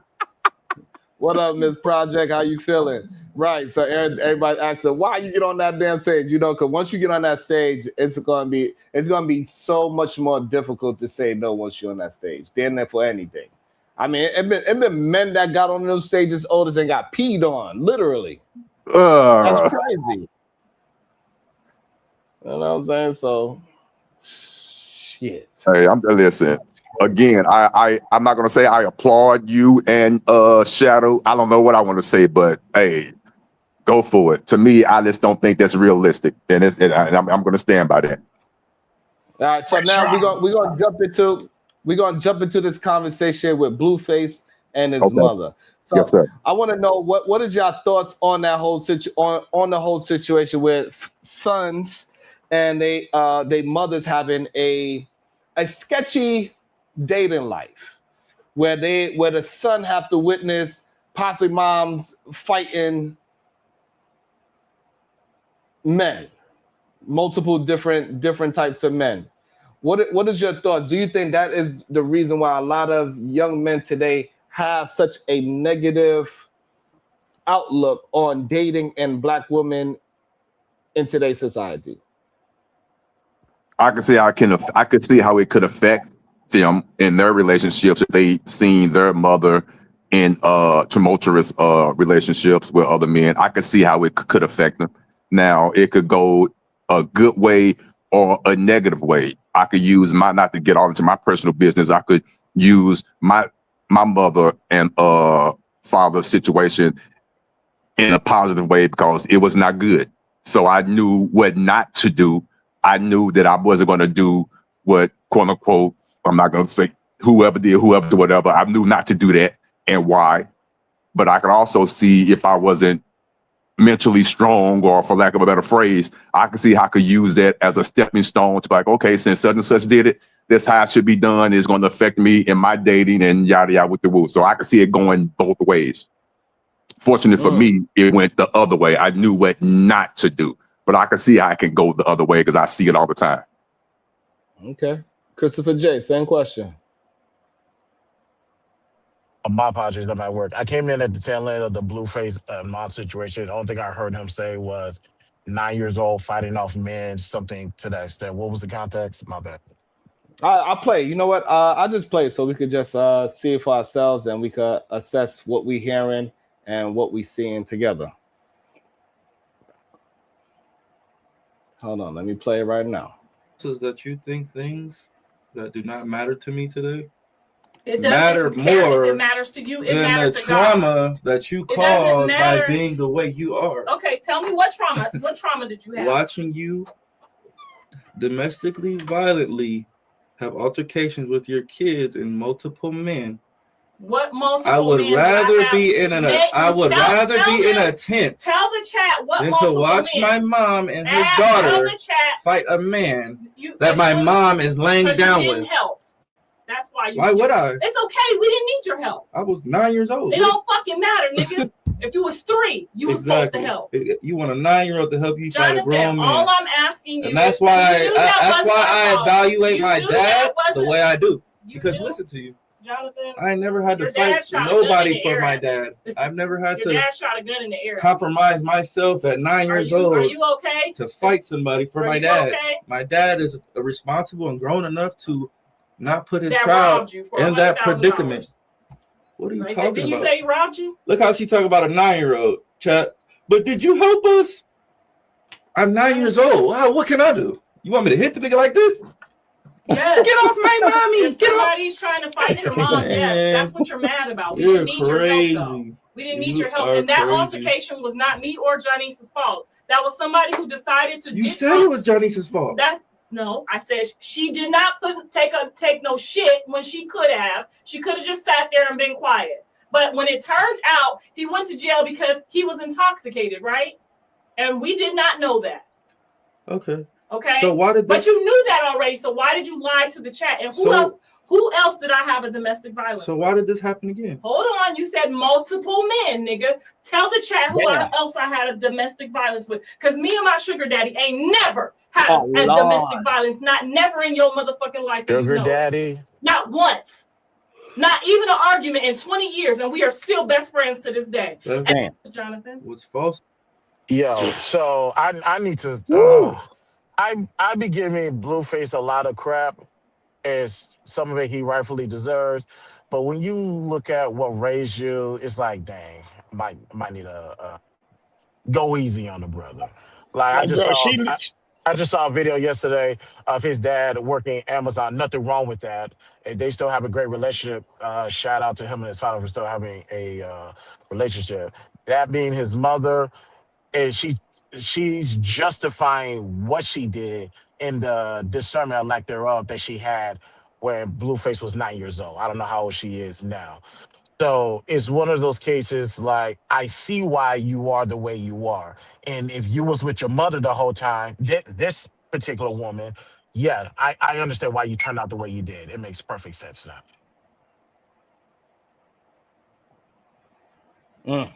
That was hard to listen to and watch, man. I'm not going to judge anyone because, again, I'm pretty sure there's a bigger backstory. But just based on what I heard, the way the mother is talking, calling her son nigga, and just her sugar daddy, they having a conversation like they brothers and sisters. That's just that dynamic is there. That dynamic there is just weird. So it's hard for me to comment. I don't want to pass judgment, but I can see how Blueface, whatever his name is the way he is now.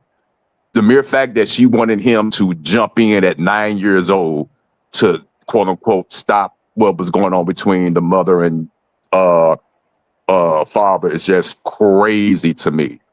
That's just crazy. But yeah, that's I don't know. That's just hard to say. But that goes to show you how what you see at a younger age will change you in your adulthood life. Again, not to put my business out there, but I'm just being transparent, but it always get me in trouble. I can remember, no bullshit, at around 3 or 4 years old, my mother and father physically getting into it. I could remember the smell of the room. I can honestly, I can smell it, and I see the altercation. And right then and there, at that young age, I knew I was never going to put my hand physically on a woman. I'm not going to do that. I don't know who fault it was. I've never asked. Now, I will say this, growing up in the household after that, after my father left and all that, and I have 2 sisters and of course my mother, I can see the attitudes, I can see the demeanor, I can see the disposition of my mother, and I would sit back and I would have thoughts like, okay, not blaming nobody, but I'm just being honest, like, okay. And I knew how to move from that point on. And that's all I'm going to say. It's just crazy. I land. So we're just not going to pretend like we all didn't just hear it say, but what did you do, little nigga? You didn't jump in to a 9-year-old. Like, That's we're crazy. not even going to skip past that. That's a I brought that whole up. issue in itself. I know, no. I do That's what I'm too. saying.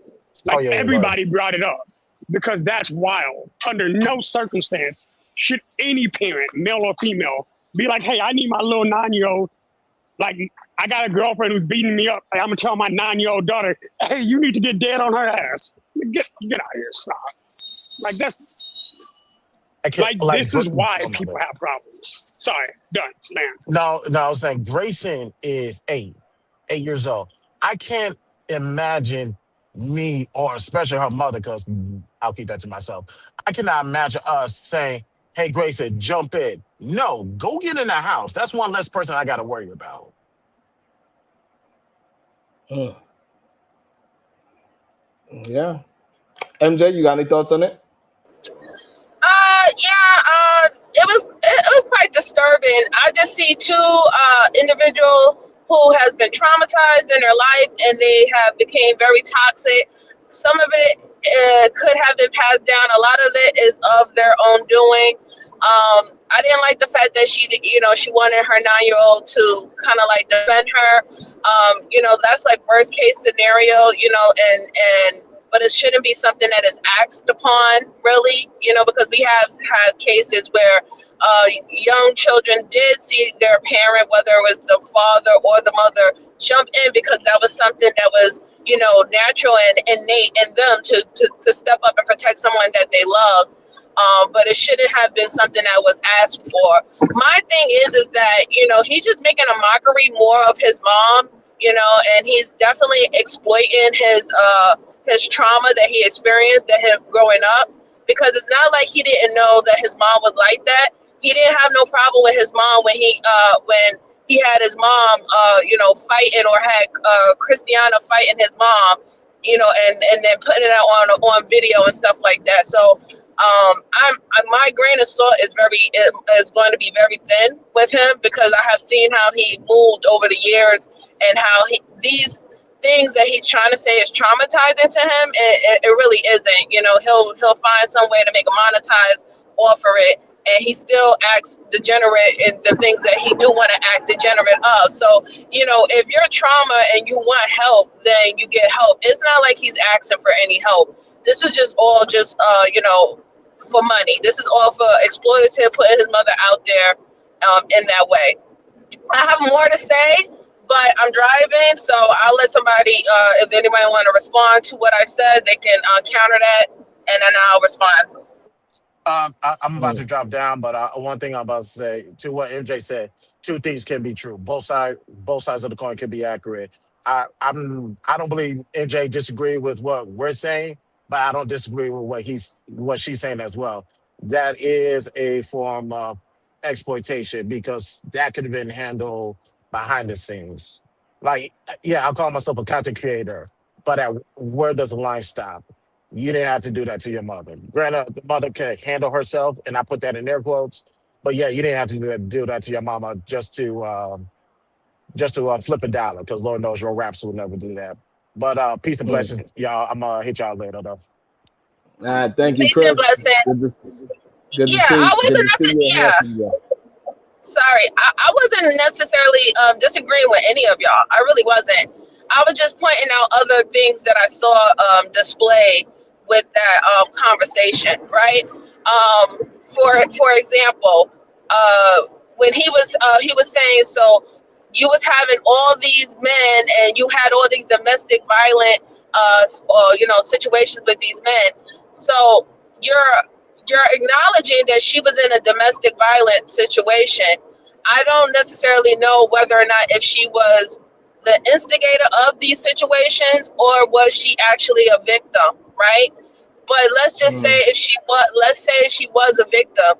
You are now telling a victim of domestic violence that they were the reason why they were having hands, foot, and knees and elbows putting on to them, right? So mm, it's like, the thing about it is, he's going to her looking for her for empathy, but in the same breath, he doesn't even have empathy for the fact that your mother was also being traumatized at the same time that you were being traumatized too.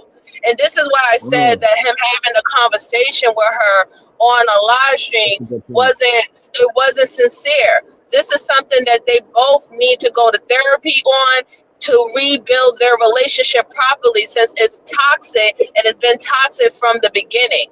You know what I'm saying? We don't even know her upbringing. We could tell that from the way how she's acting, you could tell that she didn't have a good upbringing, just like he didn't have a good upbringing. And sometimes, whether if you're in a house with one parent or if you're in a house with two parents, just the dynamic of how parents talk to each other, speak to each other, show love to each other, respect to each other, can pretty much change a child's viewing of how they're supposed to operate within relationships with other people. A lot of people like to just only harp on the fact that single parenting, without the other parent causes these type of certain type of situations that we see today, but nobody talk about the toxic two-family household and how a lot of people became just as toxic with two parents in the house who did not know how to respect each other, who did not know how to support each other, who did not know how to support their children or leave their children out of their intimate relationship, and that caused them to view things quite different. And then you start to see the pattern in their personal relationships that they have with each other. And it's so interesting that you're acknowledging that both of them are traumatized and neither one is recognized. And, in this situation, we can see that neither one of them is recognizing the other one's trauma. And also, with that being said, the men are not recognizing that you acknowledge both traumas. It's very interesting. Right. It's because they don't think that her trauma is as important as Blueface's trauma, especially what he has endured from a child. But the fact of the matter is that she has trauma. So, if you really wanted both of them to do better, they would both really seek the help that they really need, because they both really need it. And so also we're not acknowledging that his trauma was you break it. Especially, I could understand one being more important. Okay, all right, okay. And so also, I want to know from the chat, all the men that is upset right now, I want to know, what is the trauma that Blueface had that y'all are recognizing that you think that we are missing? What is his trauma? His trauma is coming from the mom's relationships. Look, Blueface is effed up as it is. So I'm not, we can touch that all day. We already know where he's adding to his problem. But he has his own level of trauma. But a lot of his core trauma, based on the conversation that I just saw, comes from his mom consistently trying to fill voids in her life. Like, look, the first time you had somebody put their hands on you in front of your kids, you should have stopped bringing people around your kids, regardless of the situation, because you're putting your children in danger. Our job is to protect our kids first. I can't be lonely enough to put my daughter in danger. I can't be lonely enough to put my son in danger. That doesn't make sense. So like, I get where y'all are coming from. Yes. Wait. Hold on. I have one question, Shadow. So you just saying that the fact that she was dating, it was putting her child in danger. Because but wait, you said yes. So how did she know that? Hold on. Wait, sorry. I realized I was going to cut you off. My bad, because I should have let you finish. So you were saying something. Continue. Yeah, no. Can you hear me? I'm driving. I just want to make sure you can hear me. You were breaking up a little bit, but now I got you. Okay, so I was saying, you're saying that the simple fact that she was trying to get in relationships, she was putting her son in danger, or not? Or how about it's the men that she ended up being in relationships with that made her son be in danger. Because if you're saying that, then you're pretty much saying that any woman who has a child, she shouldn't even be in a relationship or try to look for a new relationship or a partner because of that inherent risk of danger, which that can happen with anybody, right? That can even happen with men. A single father can get in a relationship with a woman and trust her, and that woman can be violating his daughter, violating her son, his son, or harming the child. We just had a 6-year-old girl who was stabbed over 70 times because with a woman that the father left in her care while he was in jail. So I think both of those statements can be true at the same time. What I'm saying specifically is you recognized earlier that she had some trauma that she probably had to get resolved, right? I can recognize that as well. And I don't think it's a wise idea to, as you're working on trauma or working to heal yourself, for you to introduce somebody into your children's lives, because we all know when we're viewing through trauma, we make decisions, especially consistent decisions, that are poor decisions. So it could very well be because she had trauma that she didn't deal with, she kept choosing similar type of men who would have similar types of actions. So that's actually what I'm saying. I'm not saying she shouldn't try to date, but I'm saying the reason she kept dating similar types of people is because of that same unresolved trauma, and it created generational trauma because she was doing the very same thing. Again, we don't know her backstory now, so I'm not going to even put that on her. But we don't know what she went through growing up. We don't know if she ever got her trauma resolved. And because of that, she created the same circumstances that added to her children. Do you see what I'm getting at? Like, I'm not just putting it on her, but I'm saying, like, if she knew she had issues that didn't get those issues resolved, she then started putting her kids in danger, trying to solve an issue that wasn't her trauma. Do you know what I mean?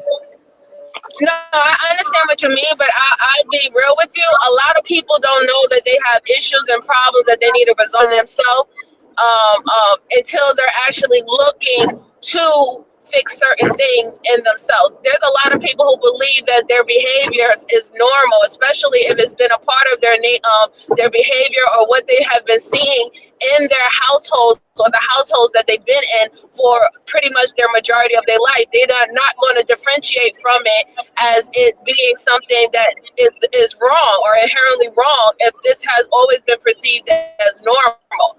My whole point is, mind you, I'm in agreement with you, right? Like, I think when it comes down to like dating and things that I saw, I think that, when it comes down, children shouldn't be involved in any dating unless it's becoming serious to the point where y'all about to walk down the aisle. I think that's when they really should be introduced in. And I'm of my own belief. I think that children should be a whole lot older when that situation occurs. But I don't want the whole, I don't want a narrative put out there stating that because there is this particular type of risk that anybody that you get with can become dangerous, that you should fall whole on trying to, to date or find a relationship or a partner. You know what I'm saying? On the basis of that. You know what I'm saying? Like, because there's risk in anything. It's not like we don't have risk just literally dating someone who don't have children or who do have children. That the same risk can be there. So I don't want to just make it seem like, one is better than the other. Situations you don't necessarily plan out for. Am I breaking up? No, you good. No, you're good. You good. So, I'm great. oh, you break it up now. That's crazy. When you actually was breaking up, that's when you started breaking up. That's kind of crazy. Let me respond to her real quick. I want to make sure it's not assumed. I'm not creating a narrative that single moms shouldn't date. I'm not even creating a narrative that single parents shouldn't date. What I'm saying is, if you have a history of dating a specific type of person, and that specific type of person is going to be introduced to your children, if that specific type that you typically try to date is dangerous enough to put your kids in danger, you need to get your trauma resolved, because you're going to keep bringing those dangerous types of people. Like, if I've had a history of being in abusive relationships and now I have kids and I'm jumping into another relationship, I should know I shouldn't bring my kids into that, because I know what I keep choosing. You have to be self-aware to see your own history at some point in time, especially if you have children, because you're going to introduce your kids to your situation. And now you're going to create a situation that your kids are now part of. And now they're part of their situation. And now that's their trauma too. That's all I'm trying to get at. Trauma should be resolved before you date. So also the part that y'all missing is that he got locked up. She called the police on him, and then they found that he was drunk, and then nobody knew that he was drunk. And that situation that Blueface brought up. So it wasn't like he was always this, like she knew that he was some violent person. So no, and that's fair. But I'm not even just speaking strictly on him. MJ is saying that like everybody's forgetting that she was the one that was going through trauma in real time as well. Like she was physically fighting.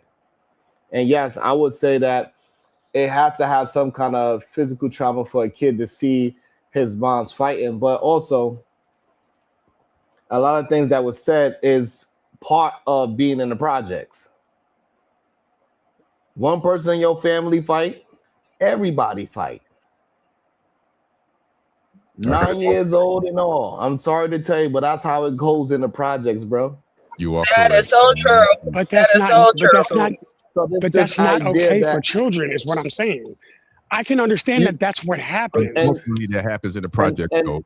For real, it does. Born and raised. And so what I'm saying is that like I hear y'all what y'all saying, but when it's brought up in a live stream, you got to understand that she is speaking from a project mentality and saying like, what you mean you traumatized? Like you could tell that she didn't know that he had this feeling at this moment. She's like, what you mean you was traumatized? I'm the one that was fighting. Me and your sister was fighting. Right now, you could tell by her response, she was looking at like, you didn't get, she was looking at it as, because like when you go through a trauma and your trauma is a little bit more heightened than the other person, right? So yes, you see me get beat up. I'm the one that got my ass whooped though. So how the hell you gonna tell me I'm the one that got my ass whooped or whatever that I'm fighting, and you telling me I traumatized you and you were safe on the corner? You got to understand what the traumatized person is going through as well as what MJ is saying, because people are just negating that she was going through something as well. Go ahead, Odasul. But maybe that's because I grew up in a project, so you know I understand the sentiment of everybody scrapping. You don't get no excuse because you're 9 years old. Sorry. You're also ignoring the fact that he said that you were consistently fighting men. That was, I guess we're ignoring the fact that that was said, and she said, and, so we're not gonna look, I can understand that she was traumatized, but we're not gonna pretend like this isn't a pattern of behavior based on what both of them said. So if we're gonna keep it a buck, let's keep it a buck all the way. Yes, okay, in the projects, everybody fights. Don't do that to fucking kids. Leave kids out of your goddamn business. Y'all are grown ass people, handle your grown ass business. So that's what I'm saying. I don't care about how it's supposed to be. You need to protect your kids first. What I'm saying is that's not how it goes to the projects, bro. What you saying? I understand that. What you saying? It sounds good right now, and I'm with you. It sounds great, and we all wish that for every project baby. However, at the same time, it's going to be 3 days down the line. Somebody's gonna say, "Hey, somebody's gonna say you got to be tough." And I grew up in a rough place, and you got to be tough of that. And I made it through. This is gonna be said because men say it all the time. So I'm just going to remind you that while you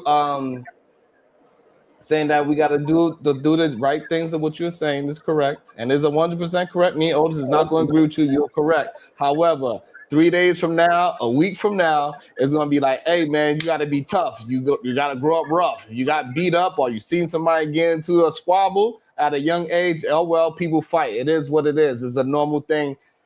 This is what people say in project environments, is all I'm saying. I'm just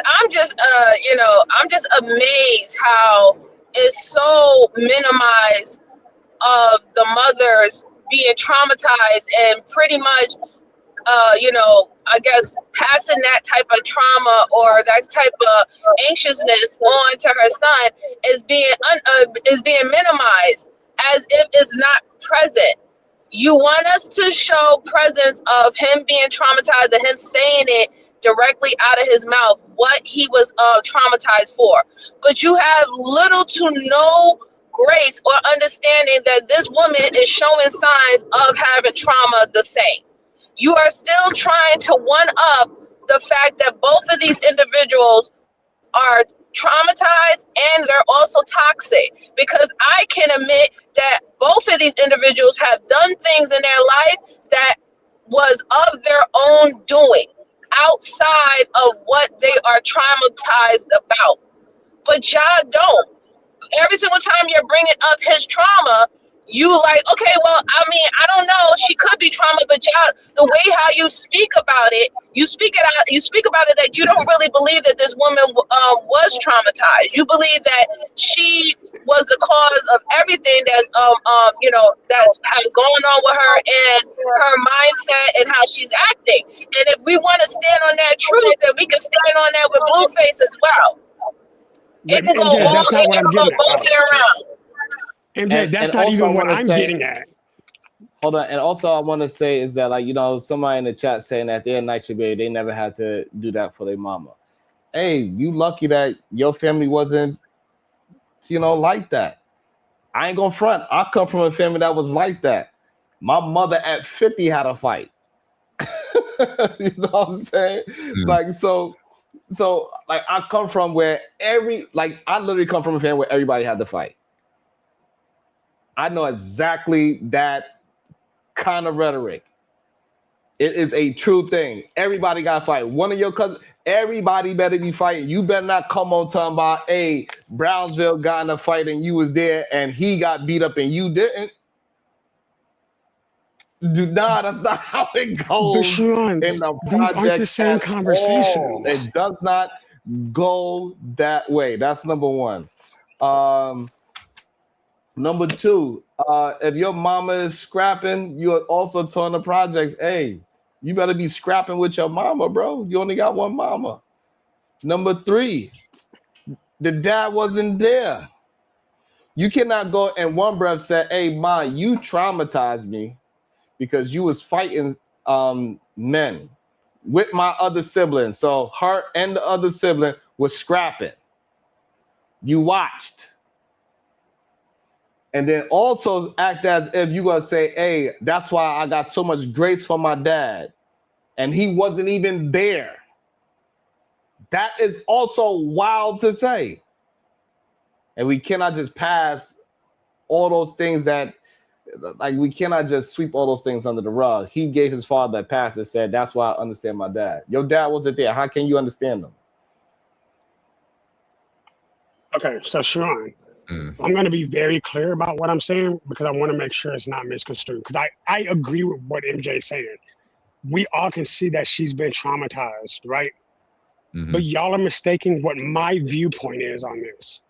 We have one duty as parents, and that is to protect our children. Irrespective of everything else going on, our primary duty are those kids. So if I am doing something that puts my children in danger, that is a problem on my part, not theirs. My trauma isn't caused by them not fighting with me. My trauma is caused by putting them in that situation. That's not my trauma. That's still their trauma. We're not talking about her trauma because, again, we don't know enough about her past to even talk about it. I'm pretty sure she's been through a lot. Cool, especially now that Sharon's talking to me about the project. Y'all know I don't know shit about the project. So I'd be speaking on something I don't know. But what I do know is that we're supposed to take care of our kids. We're supposed to protect our kids first. I know that to be a fact. And if you're saying, and even when you're using, oh, if you fight and your cousins fight, you got to fight with them. Well, that's everywhere. Yeah, hell yeah. No, it's If my not. family's fighting, we're fighting. Okay. All right, Sean. Let's not be literal today, since, I'm trying to be you right now. Try to keep it streamlined. Family's supposed to protect family. That's the point. We fair, Sean? And I see Otis got a lot of thoughts and he's being patient. So I'm not sure if he's ready to talk now. You let me know, Otis. Real quick, it won't be long. She has issues. We all clearly see that. But within the middle of her issues, she can't do what you expect her to do, Shadow. I agree with you 100%. But in the middle of her trauma, she doesn't see it your way. But I see it your way because we're outside the situation. When you, I don't know how old she is, but when she's in the middle of that situation, what she's going with her estranged husband, the kids around her is volatile. In that situation, it's like fight or flight. We're going to do what we got to do. And I need all hands on deck in that toxic situation right then and there. On the outside looking in, of course, protect the children. But in her mind, she's not seeing it that way right now. And I'm going to land my plane here. Someone needs to break the cycle. And I would hope it would be him, but it doesn't appear that it's going to be him. We all have situations in our family that we did not like, that we did not approve of growing up, and it's up to us to break that cycle or continue the cycle. I chose to break one of the cycles that we had in my immediate family, and I'm proud of it, and it's going strong to this day. Some people just like to live in that cycle. He needs to break that cycle. If not, it's going to continue. That's all I'm going to say. So, Otis, I'm going to agree with what you just said. In the moment, I fully accept the fact that she didn't handle the trauma well. We're 20 plus years outside of the cycle now, outside of the incident, and she's still saying, you should have jumped in. Tell me how that's appropriate now. I'll accept everything else y'all are saying. We're 20 years later. Tell me why what she said makes sense now. It's not appropriate. It doesn't make sense. That tells me that's my only point. If she still needs help with her trauma, she needs to go talk to someone. Not trying to be funny. She needs to address her trauma, and he needs to address his. And again, someone needs to break that cycle, and I'm hoping it's going to be him. And like I said, I'm not saying he's not fucked up. I am saying that factually speaking. No, what you are missing is a very important part that Otis brought up. In the moment, she's not seeing that he had any trauma. She did her protecting part. That's the part that you are missing. She did the protection part that you are talking about that parents supposed to do. She did which that. Part? Where? All right, fine. If we're gonna play this game, where? By him not getting his ass whipped by that drunk ass man in the house. That is the protection. Wait a minute. Do we have the same? Wait. You breaking up? Okay. Yeah. So that's the part. Yeah, you back. Oh, am I back? I'm sorry. So yeah. I think that's the part that people are missing. That was her. That is the production part. She didn't allow nothing to happen to her kids. That's fucking literally crazy. in real time. Crazy as it sounds, that is her version of it. I get exactly what you're saying, Saran. In that trauma, in that messed up situation, that is her version of protecting. For real. And I quote, why didn't you jump in? Stop the bullshit, bro. No, both of y'all are lying through y'all's teeth right now. She just said, why the fuck didn't you jump in?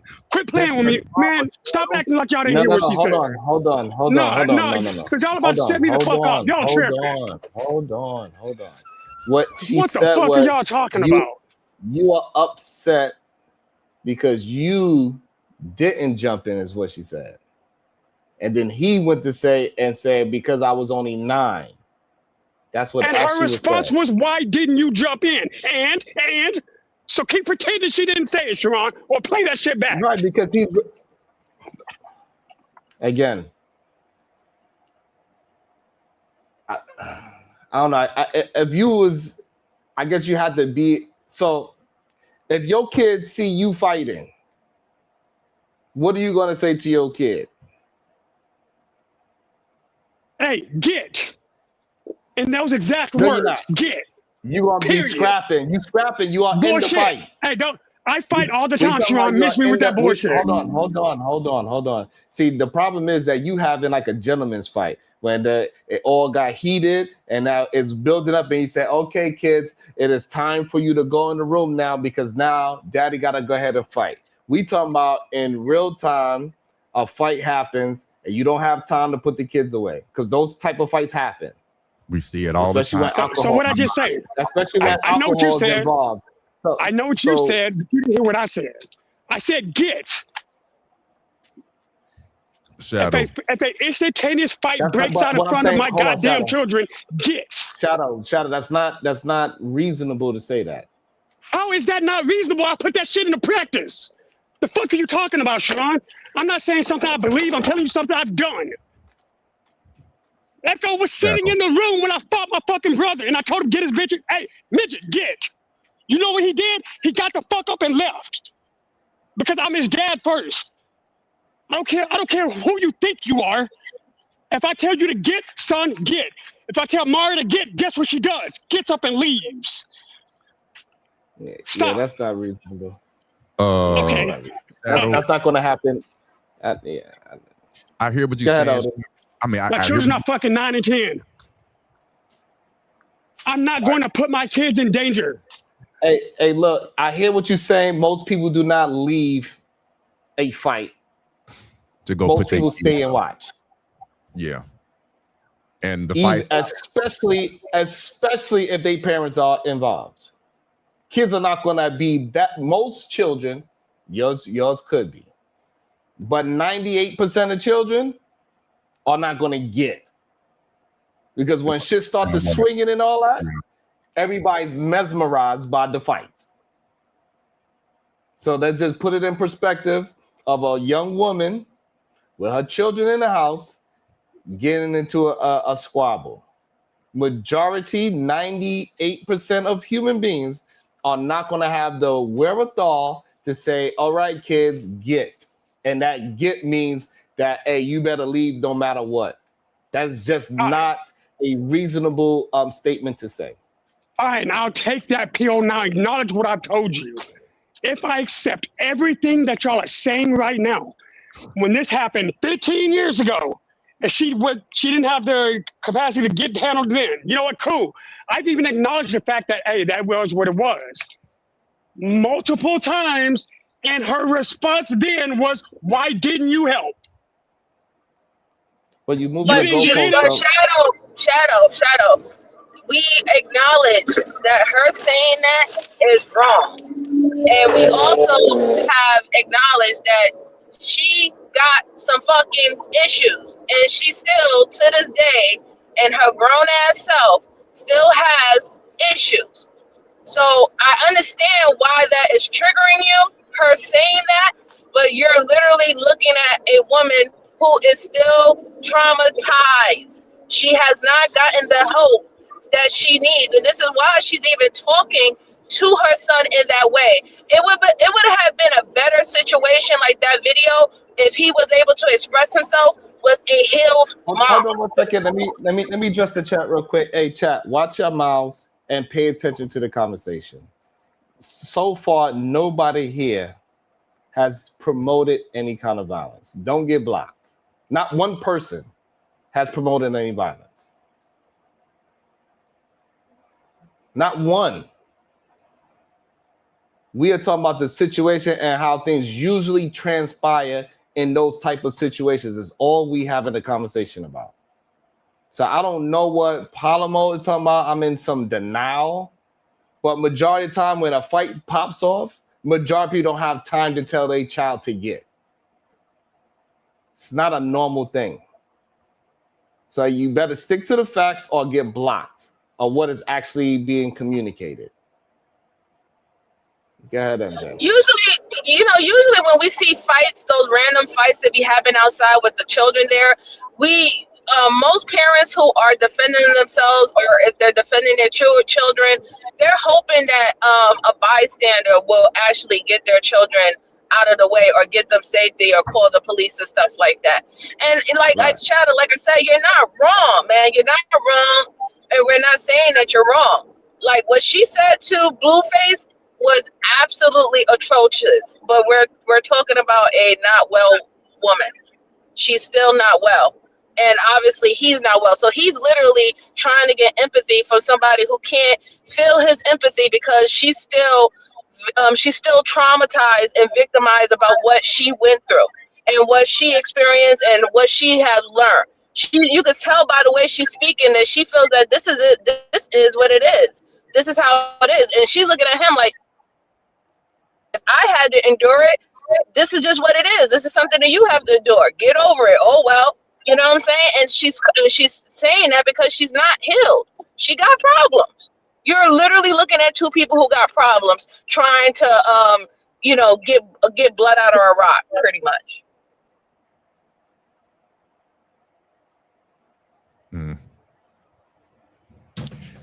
Unfortunate situation. I can see why Shadow is upset. And I believe him when he says that he does tell his children that. I'm not going to deny it. I believe it, but in a more realistic situations, more often than not, what I have seen, and the best intentions could have been there. But when I see adults get into it, and one of the adults have kids involved, I don't care what age, and they're around, they're getting into it as well.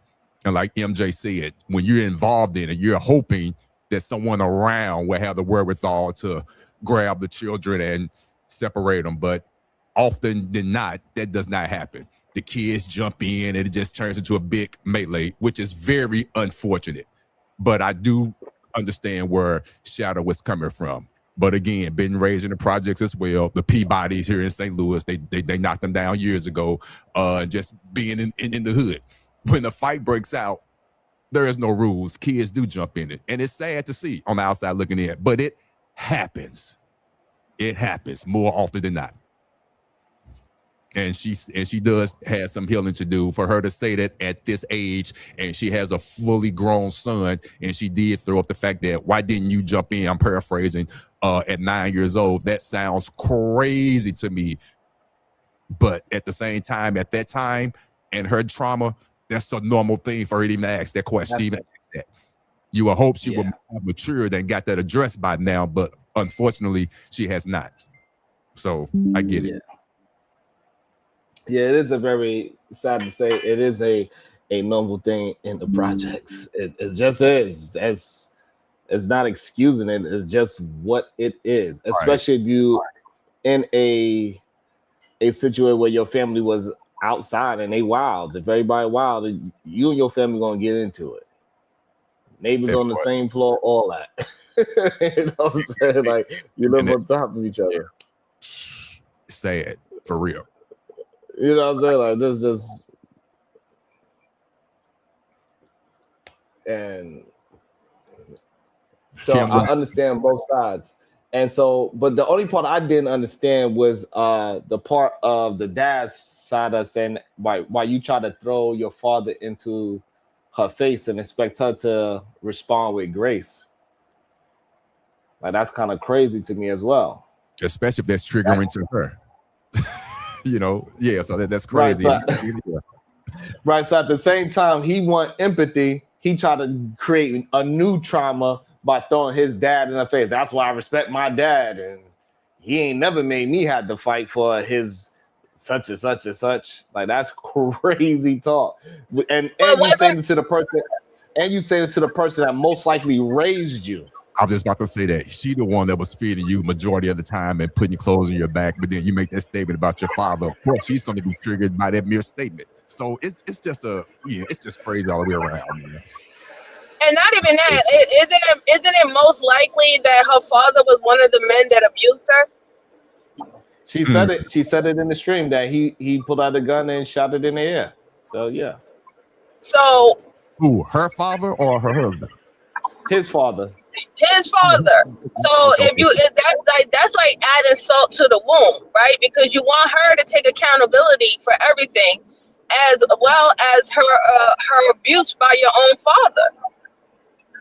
Right. And then you added to the abuse by saying that's why I respect him more, even though he wasn't here. And you have no idea, right? So this is my next problem. Him as a man have no idea what kind of trauma his father would have put him through. He has no idea. Right. He doesn't, because he wasn't with him. He was with her. So he only has experienced the trauma that she had him in because of what she was going through and the situations that she was having under their household.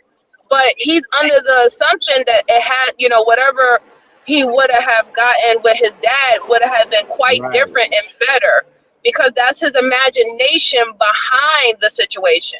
He doesn't know. Right. He doesn't really know. He don't know what kind of situation he would have been if he was with his dad as much as his mom. That's a problem that's the only problem I really actually have with it, is that you threw your dad in there like he was supposed to be some superhero. I don't know. I guess maybe because I know exactly how it is to be. Me personally, I'm riding and dying with the person that was feeding me most of the time. I ain't gonna be wishing about, man, if I was with the other parent, my life would have been so much better. Well, you don't know. Like, how can you say that the person that left could have possibly treated you better? Because you see him now at your grown age where you don't need that person. A relationship is absolutely easy when you don't need the other parent. Right? Like, you meeting your parent in your big age is a much easier relationship than when you was being raised in real time. It's a psychological thing, really, Sharon. Children do that, especially if they had hard childhoods, right? They start to imagine that the person that wasn't there had to be the better choice because of what they were enduring in their childhood. It's even the ones we see that with wards of the state, and the ones who are in group homes and stuff. They'll be like, oh, everything would have been better if I was with my mom, my grandmother, and things of that sort. But they don't realize that sometimes the reason why you're with these individuals and not your family is because you were in a dire state with those people. But you have to have some type of hope when you're in bad childhood. You have to have some type of hope to lean on to catch on to. You know what I'm saying? And it's not until they get older when they start trying to have those relationships with those persons. Sometimes, in some situations, I'm not going to say all, some situations, they realize why that person wasn't there and why they didn't have a relationship with that person, or that person wasn't a good person, right? And then other situations, they realize, yeah, that person was really being kept away from me on some petty shit due to the sole parent that I had, But you really don't realize that until you get older. I'm just speaking on like the psychology of sometimes of those children. They have to have hope because they're already feeling hopeless about the things that's going on with them. Abuse, whether it's food, they're not getting food, them starving, them not being able to go to school, being beat on or whatever. There's a lot of things that go on with kids. Yeah. And Otis, what is your thoughts on people having a sentiment that the mother failed even though she was the parent that was there? They're not understanding maturely the full spectrum, the full scope. I blame both parents. It's hard to say that and see that when you're actually in it. But as you get older, you see it takes two. It takes two. So for somebody to say it's more of the other parent than the other one, to me, I don't mean this to be very disrespectful because I'm going through it too at the age of 55. I have daddy issues to this day. Of course, I feel like if my father was there, how would I have turned out? Yada, yada. Of course, that comes across your mind. But as I got older, I realized, shit, he could have been there. So what, he wasn't with my mother. He still could have came around. He still could have came and picked me up on the days he said he was going to, and he never did. So I get both sides. Whereas, did my mother have some accountability? I'm pretty sure she did. I'm pretty sure my father had a lot of it as well. So for someone to say it's just one-sided, I never agree with that. It takes two to tango. That's what I say about that. Be real about the situation. Be real about it. And know your own trauma. I have daddy issues. So I know he wasn't shit. So what exactly does that mean? That's such a broad brush. If you don't, what does that mean? You at this age, you still have that issue. What issue do you have that you can if you can recognize any? What does that mean? There were times growing up I would like to have had my father in my life. A lot of situations, memorable moments. I wanted him to be there. And I'm like, damn, I wish my father was here or yada with the woo. And I never asked the question, why wasn't he there? It never crossed my mind until I got older and started realizing, why wasn't he there? It was nobody keeping him from coming. So you have to be real about the situation. Okay, I understand. I kind of see why my mother has this sort of disdain for her ex-husband, because the younger, you don't know. You just know your father's not there. And one thing for the record, I will say she never talked bad or down to my father. She never said one negative thing about my father. Never. The only negative thing she said about my father, and I got old enough to remember and realize it, was we had a pet dog younger, and she named the dog Otis.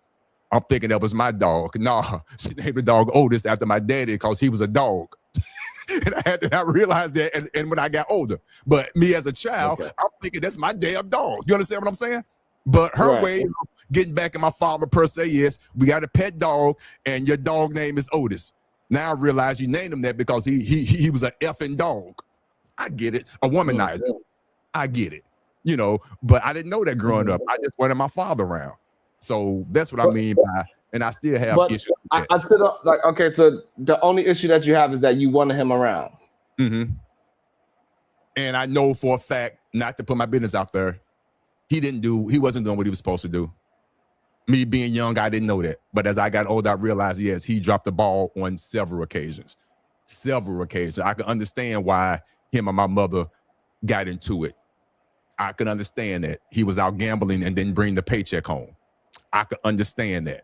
For real, I could understand that now. But growing up, I guess my problem is that you're not able to, and because I know you don't want to go too deep and you shouldn't. But when I hear people say like I have mommy issues or daddy issues, whenever I ask them what is the actual issue that they most of the time they can't articulate what the actual issue is. Some people say I have some people that were able to articulate to me. They say they have a issue with abandonment issues, right? They think somebody's going to leave them. So I could oh, okay, now I see the correlation, right? But most of the time, when I hear I hear more of your story where it's like, man, I just wish he was around type of thing. And that don't really sound like an issue. It just sound like you feel like you would have better memories if he was just around, not even him actually doing anything, because you don't know what he was able to do or not, but just him being in memorable graduation, marriage, whatever that thing is. But it doesn't really sound like a true issue in my ears. I don't know. I get from your perspective. Well, okay, not to get too personal, but I'll say this. There have been times when I was growing up when I've had certain feelings about a young lady or just trying to be a young man. I want to be a young man. My mother and my grandmother raised me. I'm in a household where my mother was playing the father role. She had 2 jobs, and my grandmother was playing the mother role. She had 1 job. You know what I'm saying? So the man wasn't around. I had to learn to be a man from my uncles who would come over every now and again, and I would see them with their wives, my aunts, and their kids and things like that. So that's how I'm looking and trying to judge on how to be a man. I didn't know how to sit down and have a conversation with my father because he wasn't there. So as I got out into the real world and I'm encountering certain things, and my first thought is, if my father was in my life, what would we have talked about and what would he have told me in this situation? I don't have those type of recalls. And I'm envious of that in situations when I have certain friends who have their fathers and they can reflect on that. Yeah, my father took me fishing and we had to talk about the birds and the bees, or my father was at my football game and he taught me how to block or yada with the rule. I don't have those stories. So when I had my child, I was like, I didn't have any recall to be like, okay, how do I be a great father? My recall was don't do what my father did, which was be present at all times, no matter what you're going on with the mother of your child. Always be present. Always have a calm demeanor. Don't let your child see you arguing and all that stuff. Doesn't work all the time, but I went into that like that. But I always ask myself, how would I have turned out if my father was in my life, period? So I could have them type of discussions. That's hopefully that answered your question. Yeah. I think, and for me, because I had the same type of situation, I think my father taught me a lot by not being there. Exactly. Thank you. To be you honest. learn what not to do when you get into a relationship that you love someone, you want to give your all to them. So you know that you're not going to do what, quote unquote, your father did. Or for my life situations, all my uncles, all of them, their first marriages failed for whatever reason. And I'm sitting here looking at it. So I knew what not to do in my marriage, hopefully. You see what I'm saying? But I would prefer to get that from my father, and that didn't happen. So I had to look elsewhere. And sometimes I felt like I was approaching, that's not the right word, I'm making up words. It felt like I was on the outside looking in or just sucking up information that I really wasn't supposed to get because they're my uncles. I'm just living vicariously through my uncle, how he's treating my cousin, his kids. I'm like, wow, okay. That's what it looks like to have a father and a mother in a home. Even as I'm growing up, shit, they ended up in divorce, but that's a whole nother story. But you get what I'm saying. Yeah, you wanted your own personal experience. You didn't want to feel like you was outside looking in, and Right. that's how you felt. You know, it wasn't personally unique to you. I dig it, and that's important. You know. Exactly. And I think what's important about that, how you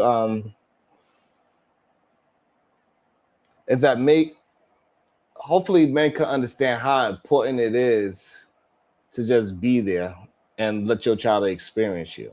Yes. My biggest goal was to have my daughter never say, my daddy was never at my games. Not even if I was embarrassing her, she could say, my daddy was there. I was the loudest one in the stands.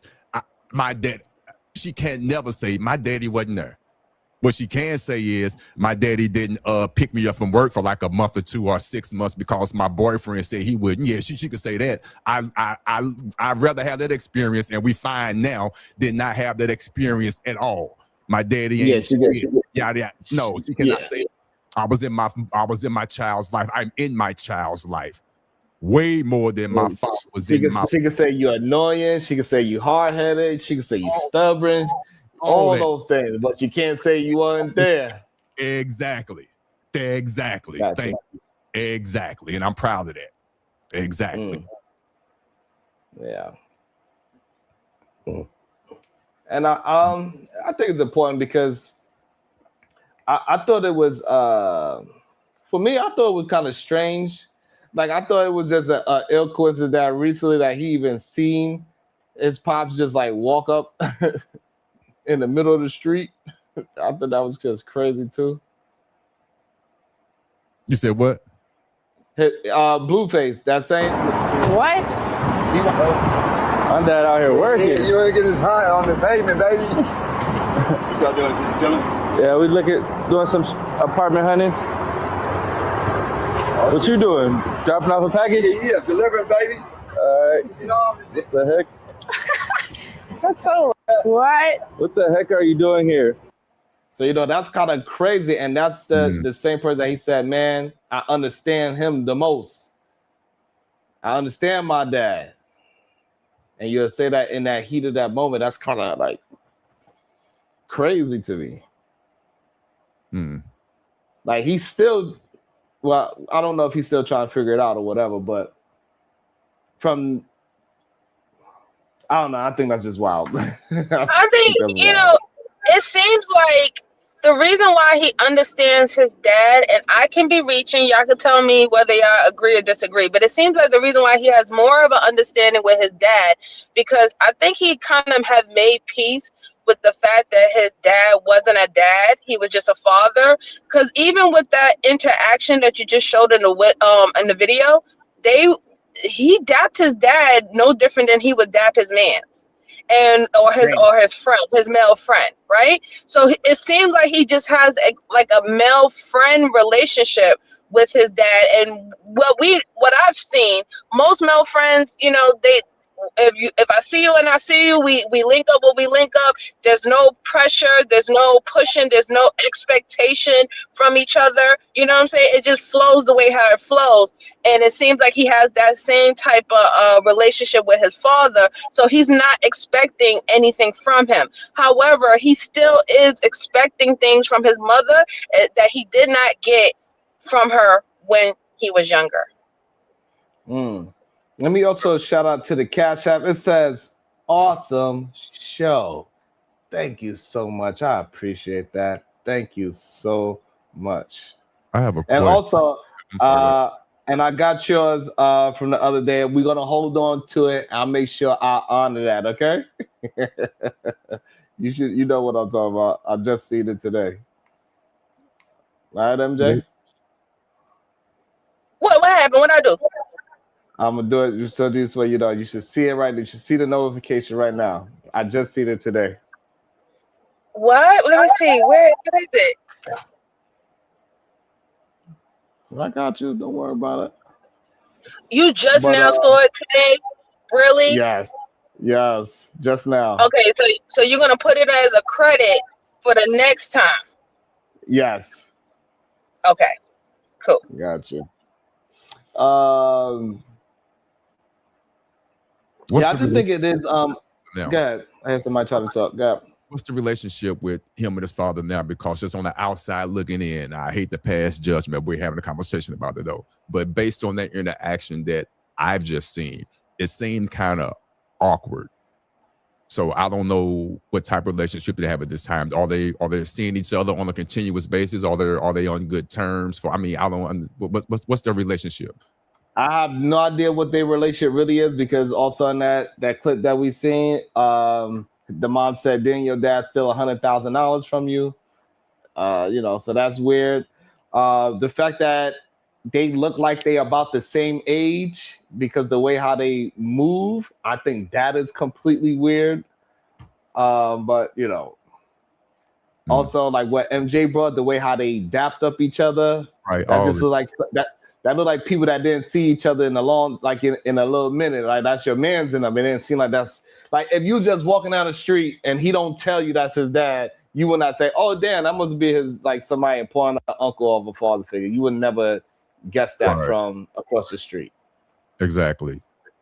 So like a lot of those things is very interesting and that's why it's even more weird when he brought up the father and say that's why I respect my pops. Like, bruh, that looked crazy to me.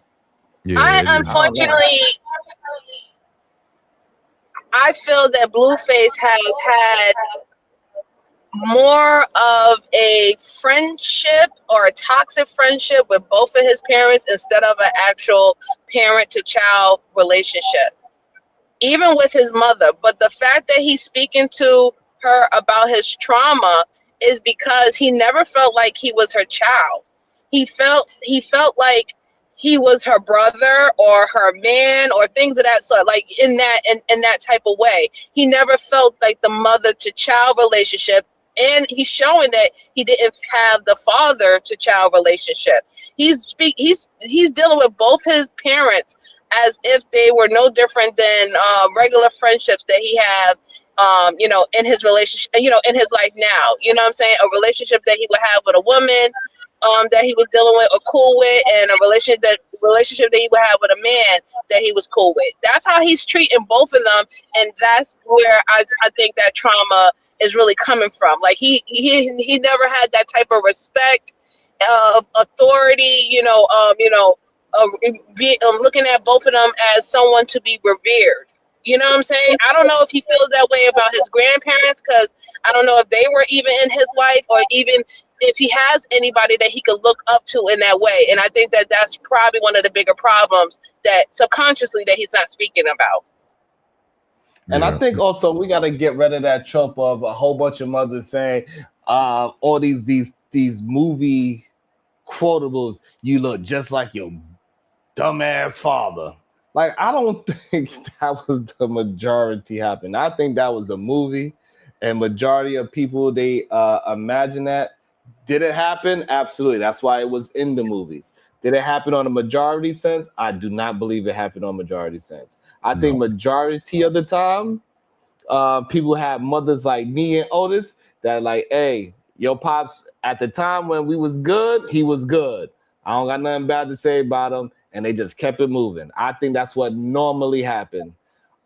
People that has that undeniable trauma, like maybe Blueface mom is a potential candidate for it, but it doesn't seem like she is, because if she was, he would have brought that up in that exchange. So it don't seem like she was even talking down on the dude. So I don't know. I don't think it was as heavy as these men in these spaces try to make it seem. That majority of mothers was saying, you know, you ugly just like your daddy. I think that's a movie. That's a Tyler Perry movie. I do know women like that, for the record, but like you said, to be perfectly clear and honest, I don't think it outweighs what you just said. I think they're in the minority. I'm pretty sure there's some obscure number that a woman looks at their son and be like, damn, you remind me of your no good ass daddy. It happens. Right. On a big large scale, no, I don't. No, I refuse to believe that. But it does happen on a large scale. No. I think that those men who are saying that, they're actually not talking about the verbiage. It was the feelings and the expressions that they were feeling. You know what I'm saying? Like, for example, like, you know how let's say if a woman has more than one child from two different men, and one kid, their father I guess was more in their life, or actually contribute to the house, they will give the kid whatever they want. But then the other kid whose father was, very absent, not involved at all, they might not get them the type of toy that they wanted, or they might give them hand-me-down clothes. Like, I think it's more subconsciously the relationship, how the relationship was, than them actually saying the verbiage. Because children can feel when they're being treated different. We're not gonna skip over that. We're not gonna deny that. They can sense if, wait a minute, why am I being treated like a redheaded stepchild? I think that's what they're talking about, that in those instances. And also what I want to say is this, even in healthy two-parent household, the parents say that too. God damn, you act just like your father. Or you act just like your mama. So I think a lot of times those things was taken in the wrong way. Let me try to act a little bit more civilized. You good. You can say things that my children that they would do that annoys my wife. She would say that to this day too, right? And we don't have no issues. Right. God damn, you do that just like your daddy. But I guess because I'm here in the house, it's not going to be taken in a negative light. So I think it's a natural thing to say that you're doing something like one of your parents. And sometimes you look at your kid and you're like, God damn, you get on my nerves. You acting just like me.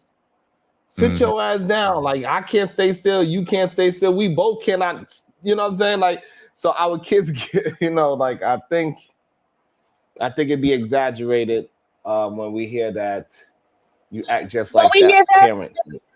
But we hear that with the positive things too. Let that kid be athletic. You be like, you just like your daddy. He was athletic. He played football, basketball back in the day.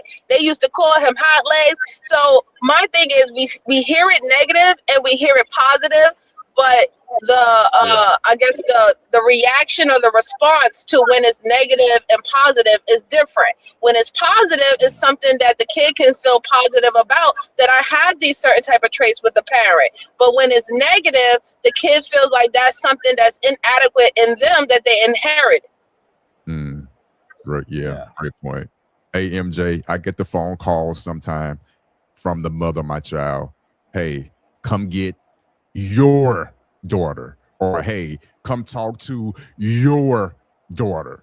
You see what I'm saying? They do that. Come get yours. Oh, it ain't ours no more now because of what she's doing. So we get it all the time.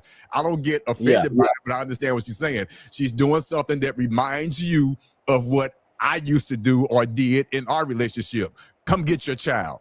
So I get it, but to each his own, and some of them will take that the wrong way. Some people do mean malice behind that. Some is just like, hey, it is what it is. Let's keep it real. Come, she got a mouth on her just like you. Come get her. I can't take it for real. Right. So I Great get point. it. Ways, yes, most definitely. They go both ways. Yes. It goes both ways. It's not a one-sided thing for real, for real. Right. No, it is not. I just think they. MJ, sometimes these dudes have bell pepper noses just like they daddy. It is what it is.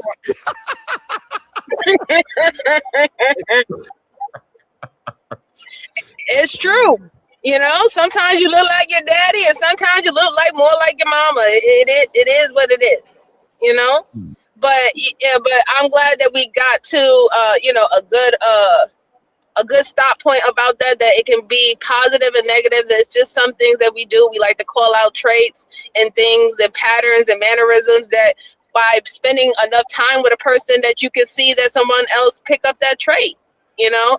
But I think that when it affects a child negatively, very negatively, is because there's some other things that child is dealing with. Maybe an insecurity about something, and then when you're not knowing that they have an insecurity about something, and then you say something like that, it can add on to it, and then we're just seeing the results of that. You know what I'm saying? Because the question has never been asked, like, hey, what are you really insecure about? Are you feeling good about yourself? Do you love yourself all the way? Is there things that you want to change? We don't really necessarily ask those questions unless a issue arises.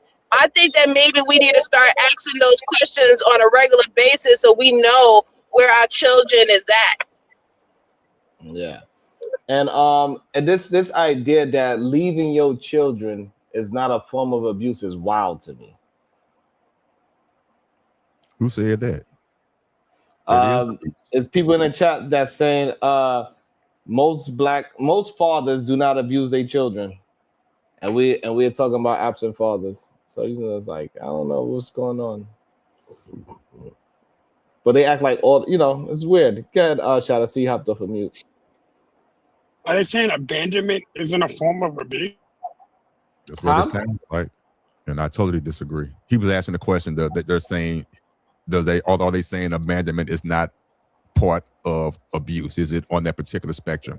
And I agree, it is part. It's definitely on that spectrum. It's definitely part of abuse, being abandoned by a particular parent. Most definitely. That was your question, Shadow? Because I didn't hear it.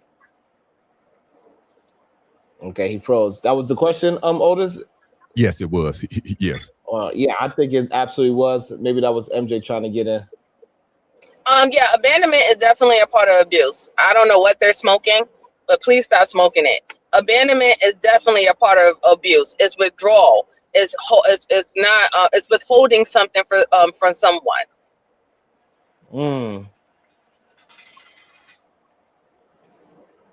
Whether or not, if you think that abandonment is worse than a parent that's present and is inflicting different type of abuses, that's a different conversation. But abandonment is on the spectrum of abuse. And I also think that men got to stop with the whole idea and the rhetoric that most fathers are pushed away from their children. We know that's not true. Thank you for saying that. Yeah. You know what I'm saying? Like when me and Otis got older, we realized that shit ain't true at all. Those men had choices, and the moms really didn't even give a shit.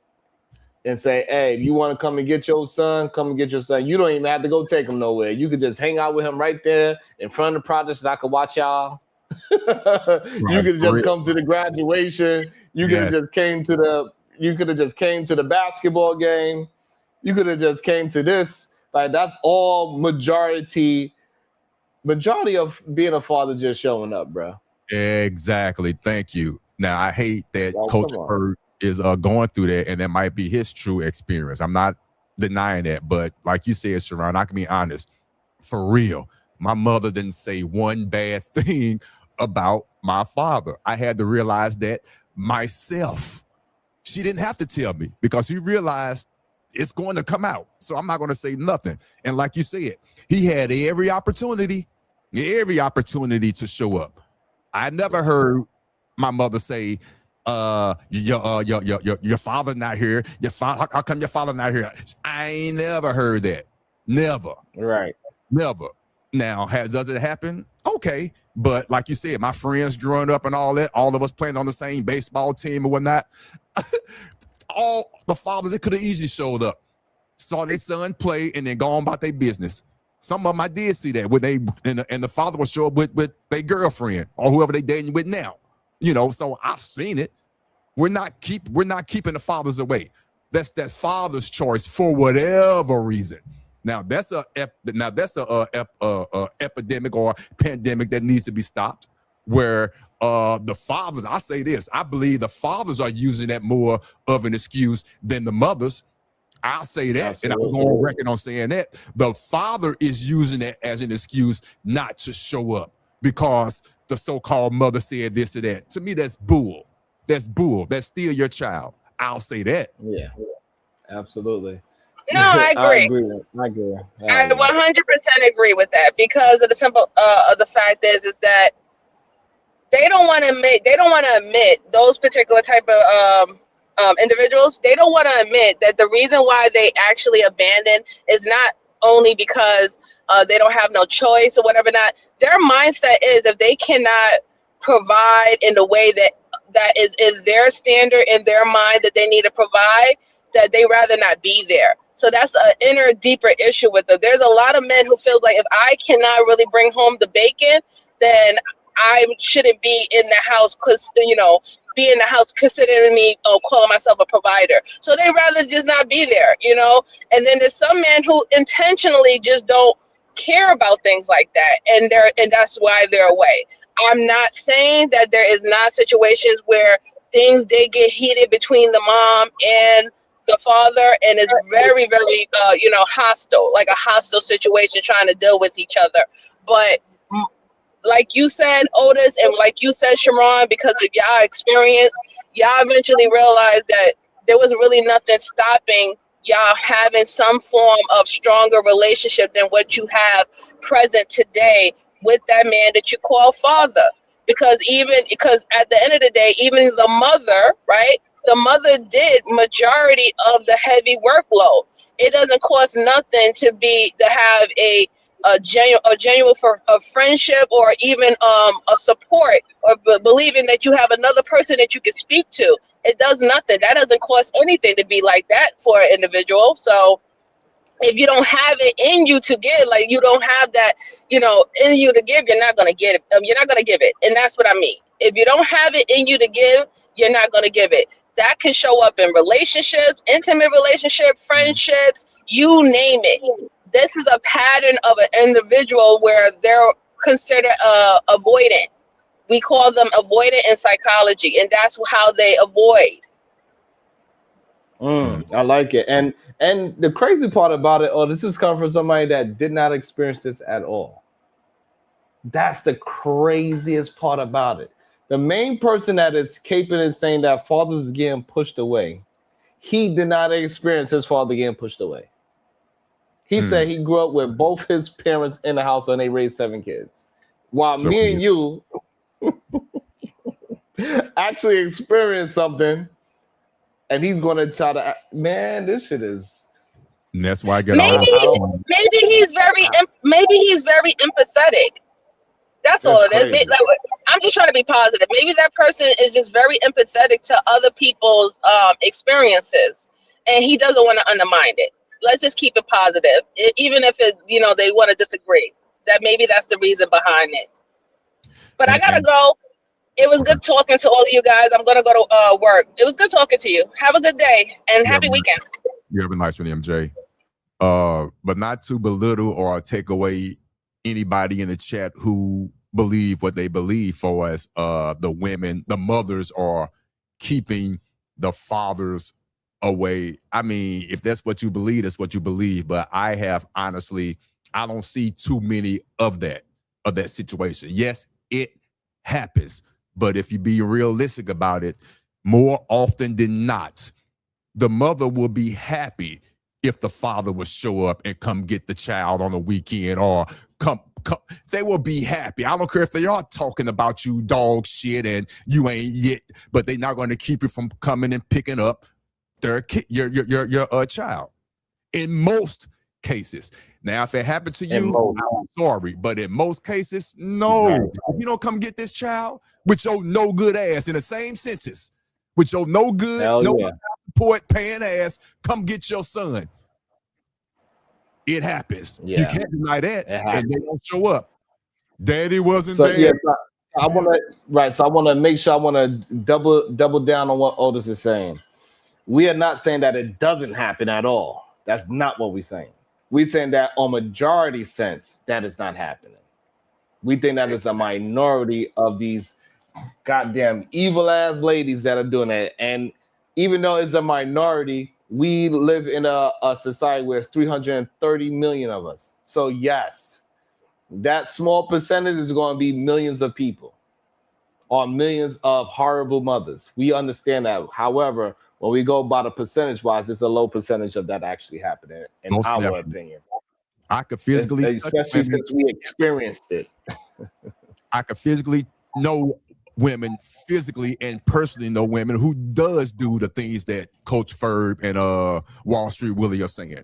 You're right. I do know a couple of women, but the majority of the women that have children, no, they will love for the father of their child to come around. They would love it. Trust me, I'm seeing it on a constant basis. But on the other hand, and I will have some fingers left over, yes, you have those who doing all that negative stuff. You're right. But the majority of them, no, I don't have enough fingers. Come get this child, please. Come get him. And come especially if that father was to come over and just deal with his child and not try to deal with her. That part. Just come and get your kid. Mm-hmm. Facts. But we know we know that it is plenty of dudes that they ain't getting no play with their mom. That's when she's the one that's being difficult. That's what's usually happening. That's the difficultness. He can't get none anymore. Now here's shout the out question. to Ogun 314. Both of you are making points, but it is a fact that some mothers facilitate an environment that makes it very difficult for fathers to be present. You only see the argument from one perspective. No, but we are acknowledging that it is some horrible mothers out there. So we agree, Ogun, it is some horrible mothers out there that's making it tough for some fathers out there. 100%. But the stories that we 100% agree with that. I just do not believe it's from the numbers, and what the numbers say, it shows that it's not the majority. Because most women don't even put that man on child support or nothing. She's like, hey, just come and see your kid. Facts. That's what you mainly hear women say. Hey, just come and see your kid. Facts. I hate to keep telling my story, but it's the truth. That's why I don't say baby mama. I say the mother of my child. It's the difference. Baby mamas might act like that, but the mother of your children, they don't act like that. The mother of my child had every opportunity to put me on quote unquote child support. She never did. We had an adult conversation. It was times where I didn't have no money. I'm keeping it real. We real. I didn't have no money. And she needed some income coming in. And I had to sit down and talk to her and let her know I got family support. The child is not going to go hungry. The child is going to have a roof over her head. So no, I don't have any money coming in right now, but trust me, the child is going to be taken care of. And she trusted me and took my word for it. And that's the truth. She didn't go straight to the court system. So the majority of the women, I don't know what they would do. But in my situation, I can never say anything negative about the mother of my child because we had that conversation. We did. But although some women out there who were going to go straight to child support, who don't have that open conversation with that open dialogue with the mom, with the other parent for whatever reason, yes, it happens. Unfortunately, it happens. But I'm talking about the positive side. I didn't go through that. I didn't. Yeah, and I think sometimes when we have these conversations, people believe that we are just maybe they believe that we are not acknowledging the negative women enough. But we are absolutely saying that we agree it is some horrible women that are using children against the father. We are not denying that happened. We are not denying that at all. We know for a fact that it happens. However, but what the stat says and what we actually live through is saying that majority of women are not doing that. Majority of women just want you to come and get your kid. It's just unfortunate that the negative stories are more on social media, your TikToks, your Instagram, and your YouTube. But the majority of the stories, the ones that say, hey, come pick your child up, he or she is ready at 4:00, bag is packed, or they have a meeting point. Those good, beautiful stories, the co-parenting stories, are not on Instagram. They're not on TikTok. And there's way more of those than the ones that come pick up your child, or you need to go meet them at the police station and have the police escort them, and you still getting into an argument. I've seen those too. They're all day on TikTok. But that being said, it make it seem like it's way more often than it really is. TikTok will make it seem like it's 99% of these baby mamas. Otis, you know what the problem is, Otis? They never want to talk about the fact that a lot of children also have the memory of their dad say they come someplace and that man ain't never show up. Wow. Yeah, okay. They don't talk about that part. Right. They don't. Like that part just get and that and the crazy part that happened to me. And I don't, you know what I'm saying? Like so and so for these men to just act as me bringing that up, I guarantee you, I'm not gonna guarantee you. We're gonna see how many men say, yeah, that happens way too often. I want to see. I'm still waiting on my daddy to come pick me up to go get my hair cut. Facts. I'm still waiting. I'm still waiting to shed a tear. God forgive me, when my father passed at the age when I was 21 on my way over to Saudi Arabia before it turned into a Desert Storm. I went to the funeral, may he rest in peace. Didn't cry. Didn't feel a thing. And that hurt me more than him actually passing. I didn't feel nothing. And I'm looking at him. I'm looking at him. He spit me out. I'm looking at him. So they don't talk about those things. Still waiting on them to come pick me up for a haircut. Mother ain't say not a negative thing. Not one negative thing. I had to find out myself. Those stories don't make sense. Hey, Otis, too, like two men saying the same exact thing, right? No, I didn't see not one empathy for me and you. Not one. I hear the jokes. He ain't coming, big dog. I know out the mud. I know he ain't coming. How crazy is that they don't have no empathy for us when like we telling them our real story, right? But they have empathy for a man that they do not know. An imaginary father that is being pushed away from his kid. They don't even know this man, this imaginary man that they made up in their mind. They made up this man. I know a number of fathers like that. That's the reason. Like I can feel empathy for what y'all went through. I don't really understand it, but I get it. I've heard y'all's story from a bunch of people too, but I've also heard the exact opposite. In fact, I know women specifically who are like, F my baby daddy. Doesn't matter if he's paying child support. Doesn't matter if he's trying to come by. My best friend. Okay, so shout out. I got a question. Shout out. I got a question. Did we not acknowledge that those women exist? They exist a lot more than you're trying to claim. I'm gonna ask the question again. Did we acknowledge? And I'm gonna answer it the same. Yes, you did. But I think you Okay, also there you go. minimize something You that's not actually real. answered it differently. You actually answered Oh, different. wow. You say yes. So yeah. All So right. we acknowledge that those people exist. I forgot. I And forgot what we agreed today. I even expanded on that and said that we live around 330 million human beings. And with that being said, even though it's a small percentage, that's in the millions of horrible mothers, is what I also said.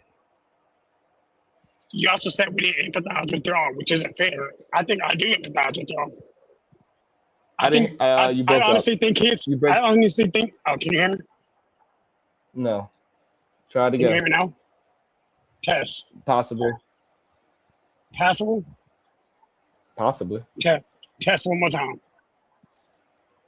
Yeah, I heard those two words, yes. You heard one more time? You good? Go ahead. Go. No, I You can hear good? you now. You sound clear now. You sound clear now. Okay. I feel sad for people who didn't have, like, hell, I had two different sets of fathers around. I had my birth family and my adopted family. So I appreciate, like, mom, dad, never lost track of either one. So, like, I love that experience. It's a great experience for me. It's why sometimes it's hard for me to see when people are like, yeah, mine just completely disappeared. I don't really understand how anybody can do that, male or female. Like, I've seen moms walk off on their kids. I've seen dads walk off on their kids. I guess I don't understand that. So what you're saying is, and I don't want to put words in your mouth, you're saying you agree with what Sharon and I are saying. You just disagree with the number of times or how often that is happening. Right. I agree with what y'all are saying completely. I just agree with this. I disagree with the scope. I think a lot of times when we start talking about conversations like this, we'll minimize what's actually going on one side or the other while maximizing the other. And see, and that's where we differ. I feel that's happening way more than you give it credit for, and that's all I'm saying. But I understand what you're saying, and I'm glad you had the relationship you had with your parents and your adopted parents. That's beautiful. It is. I'm not even trying to crack a joke on that, but I just don't see those numbers as high as you think they are. I honestly see more individuals again saying that the father does not really want to be there. They have the choice to show up. They're choosing not to come around for whatever reason. That's a whole nother conversation on why they not showing up. They could use that excuse of the I don't like the mama, or the mama is keeping me away, or whatever. But in my mind, there's just no excuse. You don't have to have a relationship with that woman. You trying to have a relationship with the mother. And I just don't see that happening on a larger scale. I really, really don't. Unfortunately, I don't. I agree with you until you said what you said at the end. At the end is what me and you defer. Go ahead, Sharon. No, go ahead. I'm listening. So here's the issue. Yeah, I think me and you have a delay. Go ahead, Shadow. Okay. So here's the issue with what I'm thinking right now. I know people who, but there are the moms intentionally make everything hostile, or the mom's boyfriend, or the dad's girlfriend, or the dad being pushing away the mom for whatever past mistakes. I've seen it on all four of those scenarios in a disgusting level. Like, and it numbers that don't even make sense. Kids I've trained, I've watched moms drop the kid off, the dad have to come pick it up, and then the mom pull back up during that time to talk while the dad's picking them up. Oh, you still owe me this much money? Oh, you know what? Come on, go ahead and pack my bags back up. And I'm like, I ain't got nothing to do with that. That's not my job. My job is to teach your kid how to fight. But y'all don't need to be doing this in front of y'all's kids. Like if y'all have an agreement, stick to that agreement. But I see hostile environments all the way across the board. And so do you ever look at that situation and say, damn, that man should have chose better? Yes. Because majority of people in the chat do not think that man should have chose better. They just see an awful mom. No, he should have chose better. He should have chose better, or she should have chose better. Like, yes, that choosing better works both ways. Mm. So I don't know what B Sneezy did. Hey, Otis, did you say a percentage? No, I didn't say a percentage. No. Shadow, did you say a percentage? No. I definitely didn't say a percentage. I think sometimes people just hear what they want to hear. Because ain't nobody on this panel say a percentage at all. Now, for the record, I would love a percentage, but I don't even know how accurate those numbers would be, to be honest with you. I just said the same thing. But I don't know again, how accurate those numbers would be. right. But I'm just They would saying be how self-reported. Right, exactly. Yes, correct. But how I feel, and we all based it on things are based off our experience. Shadow, that's your experience. My experience and Sharon experience is what it is. It sounds like Sharon and I have more of the same experience. We grew up in the projects at one point in time. I do remember that stereotype or the scenario where when one fight, the whole damn family coming out. Been through all. Hey, Otis, the dog could get kicked out if it don't scrap too. All that for real. It's funny, but it's sad, but unfortunately, that was the reality of the situation growing up. It really was. So I get that aspect, and I'm not gonna sit here and try to even imagine what the statistics would be. But again, just my firm belief, based on my experience, there's really nothing keeping the father away from interacting with their child. Would it be pleasant all the time? Of course not. But the child should be the first priority. There's nothing keeping that father away. Now, are there extreme circumstances? Yes. I see the stories on TikTok too. Yes, of course there are. Of course, I would love to. I wanted to do reaction videos, but I'm not going to mess with that because I know in my mind, I'm bringing highlight to that negative stuff because I know it's more positive stuff than that story. So I highlight and do a reaction video on that. Because in my heart, in my mind, there's more positive things. Like I know that father want to show up and get their child. I know it. So they just not doing it. They just not for whatever reason. That's my experience. Yeah. I agree. I think it is definitely more closer to the middle than people try to represent, but I think it's just people get caught up in the stories a lot, I think, as well, Otis. I think the stories really be having people effed up, to be honest. And then men are easily empathetic for other men's sad stories. Mm-hmm. Damn.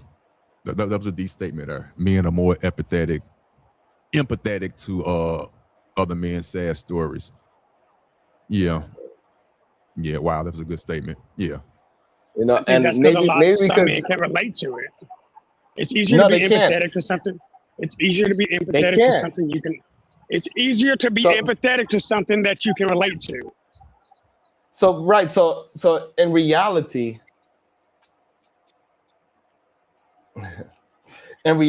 me and Otis should be empathetic towards Blueface. We came from the same environment, damn near identical, which is wild when you really think about it. But y'all can understand his situation. Right, but no, the issue is that we actually understand it instead of being empathetic to it. We understand it. Other men that don't even live the trauma that possibly can happen from being from the project, they have empathy for somebody that they don't even understand it. Like it's men that said they come from a 2-parent household that said they are more empathetic to the situation than me and Otis, and we lived it. And we tell them it doesn't go that way, and they'd rather believe a fictional dad that got pushed away than 2 men telling like, no, that's not how it went. And not only that, it happened with us. Because this man that majority of the men are talking about in the chat is saying that it got pushed away doesn't exist to them. They don't know that person. It's imaginary. How can you say that so affirmatively? That's the wild part. Like, Sean, you don't understand why I people don't keep looking understand at you maybe sideways. if you listen The to way you what just I'm said what saying, you said. if you listen to what I'm saying, you will understand it. Let's try it And again. I'm confused how you don't. I'm confused how you don't understand. Those Repeat it. men that are saying it, those men that are saying it, they are talking about a fictional man that they do not know, they do not experience those human beings at all. They come from good backgrounds. Majority of them that are saying it, they had a 2-parent household. Me and Otis got friends that got the same experience as us as well. Me and Otis we got friends that knew that their father lived 2 blocks down, and somehow he still couldn't come around. Literally would see him just passing by, like how we seen with Blueface, how Blueface was just walking down the street and Blueface dad just hopped out and did a delivery. We literally seen that happen in real time. Like, oh shit, there go your dad. Damn, you just brought back a flashback. You ain't lying, man. Ooh, you ain't lying. You are not And lying. these men would act as if, you know what I'm saying, that this fictional guy that have all these issues is the majority sense. It's just not a true thing, bro. Wow.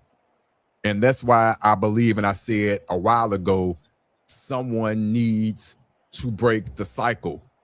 And I'm proud to say this. I'm in a group chat of the guys that I went to high school and grew up with, west side of St. Louis, Southwest High School, yada with the rule. We're in the group chat. I can honestly say the majority, a high majority, about 85%, and there's over 15 of us in the group chat, did not have our fathers in our life growing up. But when I tell you that we are all great fathers, and I could attest to that for real, and I will put my life on the line standing on that, it's a beautiful thing. We all broke that cycle. They might not be with the mother of their child, but they are in their child's life. We see it on a continuous basis. So the cycle needs to be broken. But all them young men, all the men, we in our 50s. I'm telling you, our fathers wasn't there. And I can honestly say the mama wasn't keeping them there. Keeping them from coming. We played on the Little League baseball team, Little League football team, ran track, played football in high school, all that. Daddy wasn't there. But as a fathers now, we go to our kids' games. We go together in the crowd. And that's a beautiful thing because we're breaking the cycle. So stop saying what don't happen and trust me, it happens. But you got to break that cycle. And that's not happening enough to me. But it's happening on the high level in my group chat. That's only 15 men. What about the masses? What about the men in the chat right now? I don't know your story. You need to be real with yourself. Or are you not seeing your child that you're not with the mother? Or are you? I don't know. What type of relationship do you have with your child that you're not with that significant other, that person you had it with? Only you can answer that. I'm not finna pass judgment. Be real about it. So can I ask both of y'all a question? Because both of y'all have said it now. And here's where my question becomes. Based on what y'all just said, right? Y'all are saying that it's not possible for people. Well, I want to make sure it's what's being said. Y'all lived that experience, so it's y'all's lived experience. But you also said you have friends who also have that shared experience, right? Is it not possible for people who do not have that lived experience to have people in their life who also have that shared lived experience that y'all have? Like, just because I had parents doesn't mean the issue is that we addressed that already. No, but what I'm saying is that, like, what I'm keep missing is that we addressed that. Right. Okay. So I don't understand why it's getting missed. Why it's getting missed as if we are caping for like we are caping for blues mom or negative mothers. We are not acting as if those negative mothers do not exist. And we're not even acting like they don't exist in the millions of mothers that are out there. We acknowledge that. Otis even said he said it, I know women like that personally. So we acknowledged those negative females, those negative women, those negative mothers. I don't know how else I'm we not talking can about negative say women. that. I'm not. You're not. Had you let me finish my fucking sentence, you probably would have known what I was saying, bro. That's not even what I was getting at. You made a clear statement a minute ago, and it was people who we lived that experience, and there are people who can emphasize was this person who had two-parent households. Great, Sharon. Now what I actually said, maybe this will help. So how come they can't know people who actually lived through it and they experience that with those people? So they can't actually empathize with those people and you and Blueface because they know people who went through it. That was my question.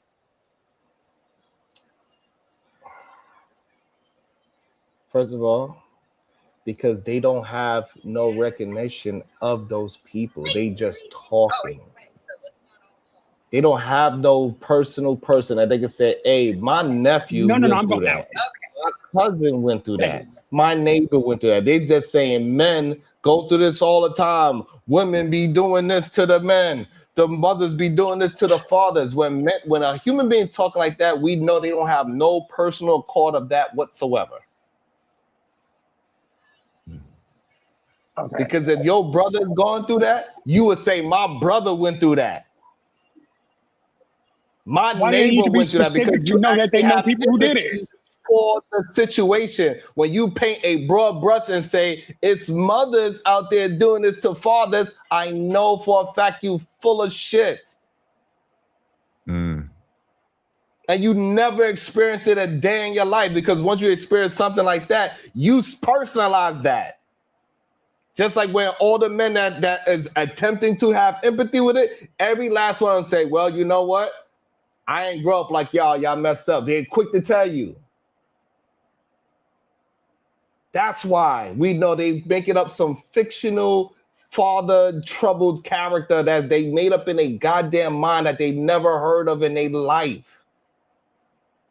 I want you to That's why understand how not crazy near one of them. That's why near one of them want to come up and hit the link, because they don't have no personal experiences with it whatsoever. You know They what? do not. I want you to check. Everybody who actually has experience, who didn't experience it themselves, y'all need to come up here and check them. Shadow, if you notice, every time I'm peeping game, I'm not to put his secret out, but I know his method. Every time Sharon see a comment in the chat that is outrageous, he put the link. It's common sense. It's never hit. I know what he's doing. He dropped the link about 100. Let me be realistic. He dropped the link about 10 times. Every time he reads something in the chat, I don't watch it. And He's they not challenging them. right, and they not hitting it like me. He dropped the link. I hit it because I have something to say, and I'm going to stand on it. They not hitting the link. They rather just keep talking that mess, talking ideologies, whatever, and they can't articulate themselves. So come up here, at least try to substantiate what they're trying to say. At least try. You don't have to be perfect, but at least try. I know I've been in the chat talking my mess, but I'll at least try to come up here and substantiate what I'm trying to say. So hit the link. Hit the link. Which they not. But let me say this. I appreciate you, Sharon. I appreciate you, Shadow, for the conversation. The wife just gave me the look. I got to wash your car before I start my day, so I'm going to go ahead and do that. But you guys have a great weekend. I appreciate the conversation for real. Salute.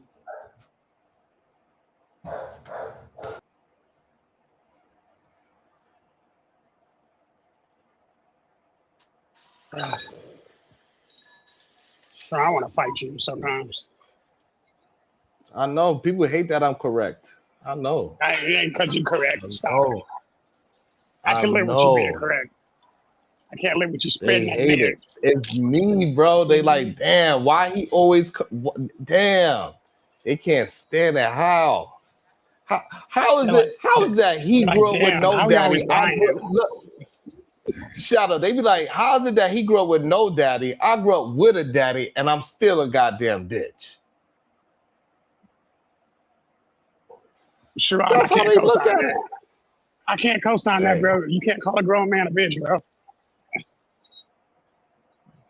Hey.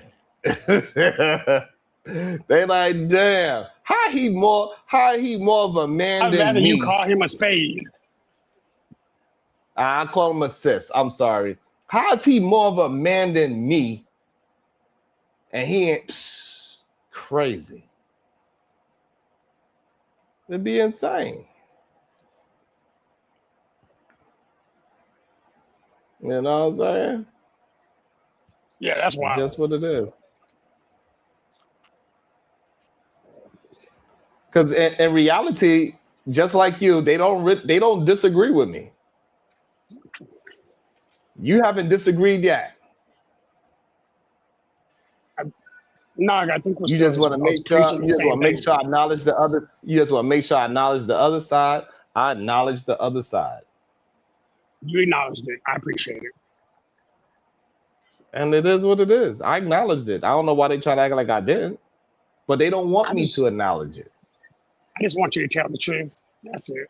I don't want no smoke. Right? Since I got on this platform, I've been telling them that the Rim Bros were a little fruity, and now that they main leader of the Rim Bros said, "Hey, if you are with a woman and you live with her, you should kick her out and go and live with your homeboys. If you want to have sex with your woman, So no. wild. You want to hang out with your woman, no. Don't do any of those things. Why would you want to do any of those things? That's going to make you an effing F get." Yeah, Right? That's what he crazy. said. I can't believe you said that. That's just crazy. And they got the nerve to challenge me? Wait, what are you getting? That should be crazy. Oh, narrative and dialogues. That's what narratives and dialogues. Don't make me pull up the video, narratives and dialogues. That's what the man said, narratives. You know, hashtag SNL, narratives and dialogues by now. You should know. I don't lie. Hashtag SNL, Sharon never lies. I don't know why I gotta keep proving it to y'all. Why? By now, y'all should just know.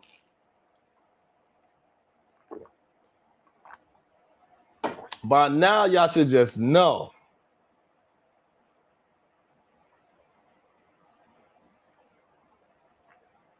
This shit was crazy, narratives. I couldn't believe my ears neither, though, narratives. This shit was wild.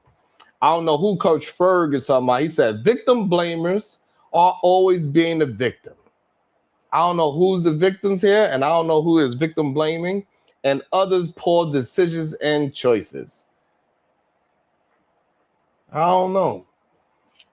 Because if that father has a girlfriend or ex-girlfriend or his baby mother that is forcing him and making his life difficult, then he should have chose better. So I don't know why y'all try to make excuses and say it's the woman's fault. He should have chose better, according to that rhetoric. However, they don't want to never admit it.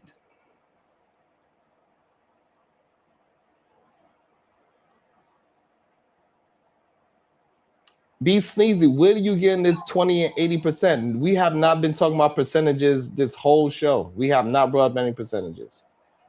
I thought we was in specifically avoiding numbers. We specifically avoided numbers.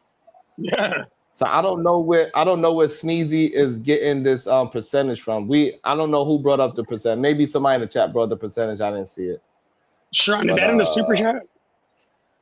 No. And so I don't know. And it'd be so silly because the reason why it'd be so silly sometimes is because I could say the same thing. I just took my kids to 3 countries in 3 months. What the F? Look, sir, you and not having a dad helped you do that, apparently. Huh? You and not having a dad helped you do that. Absolutely. 100%.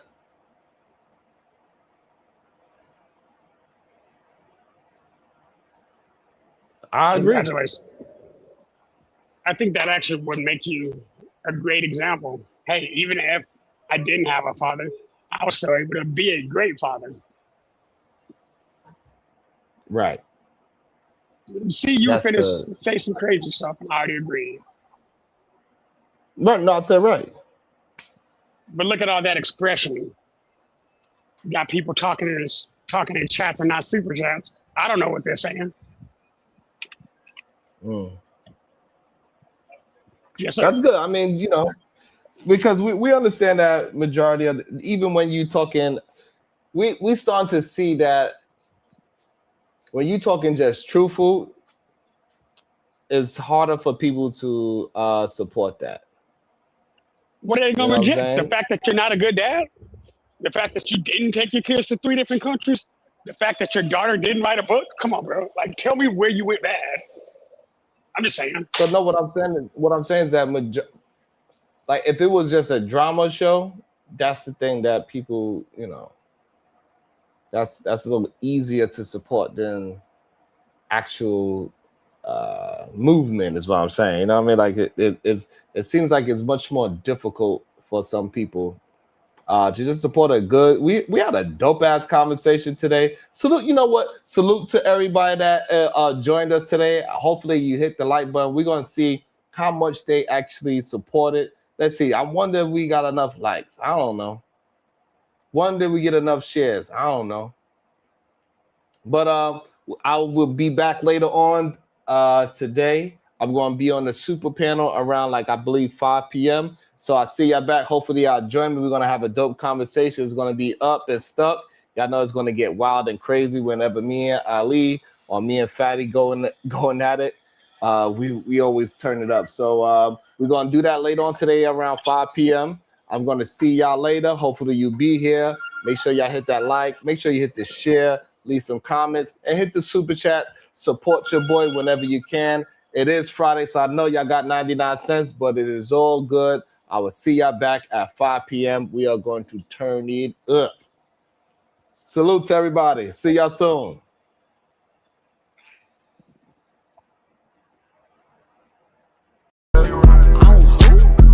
Nothing wrong with being. Let me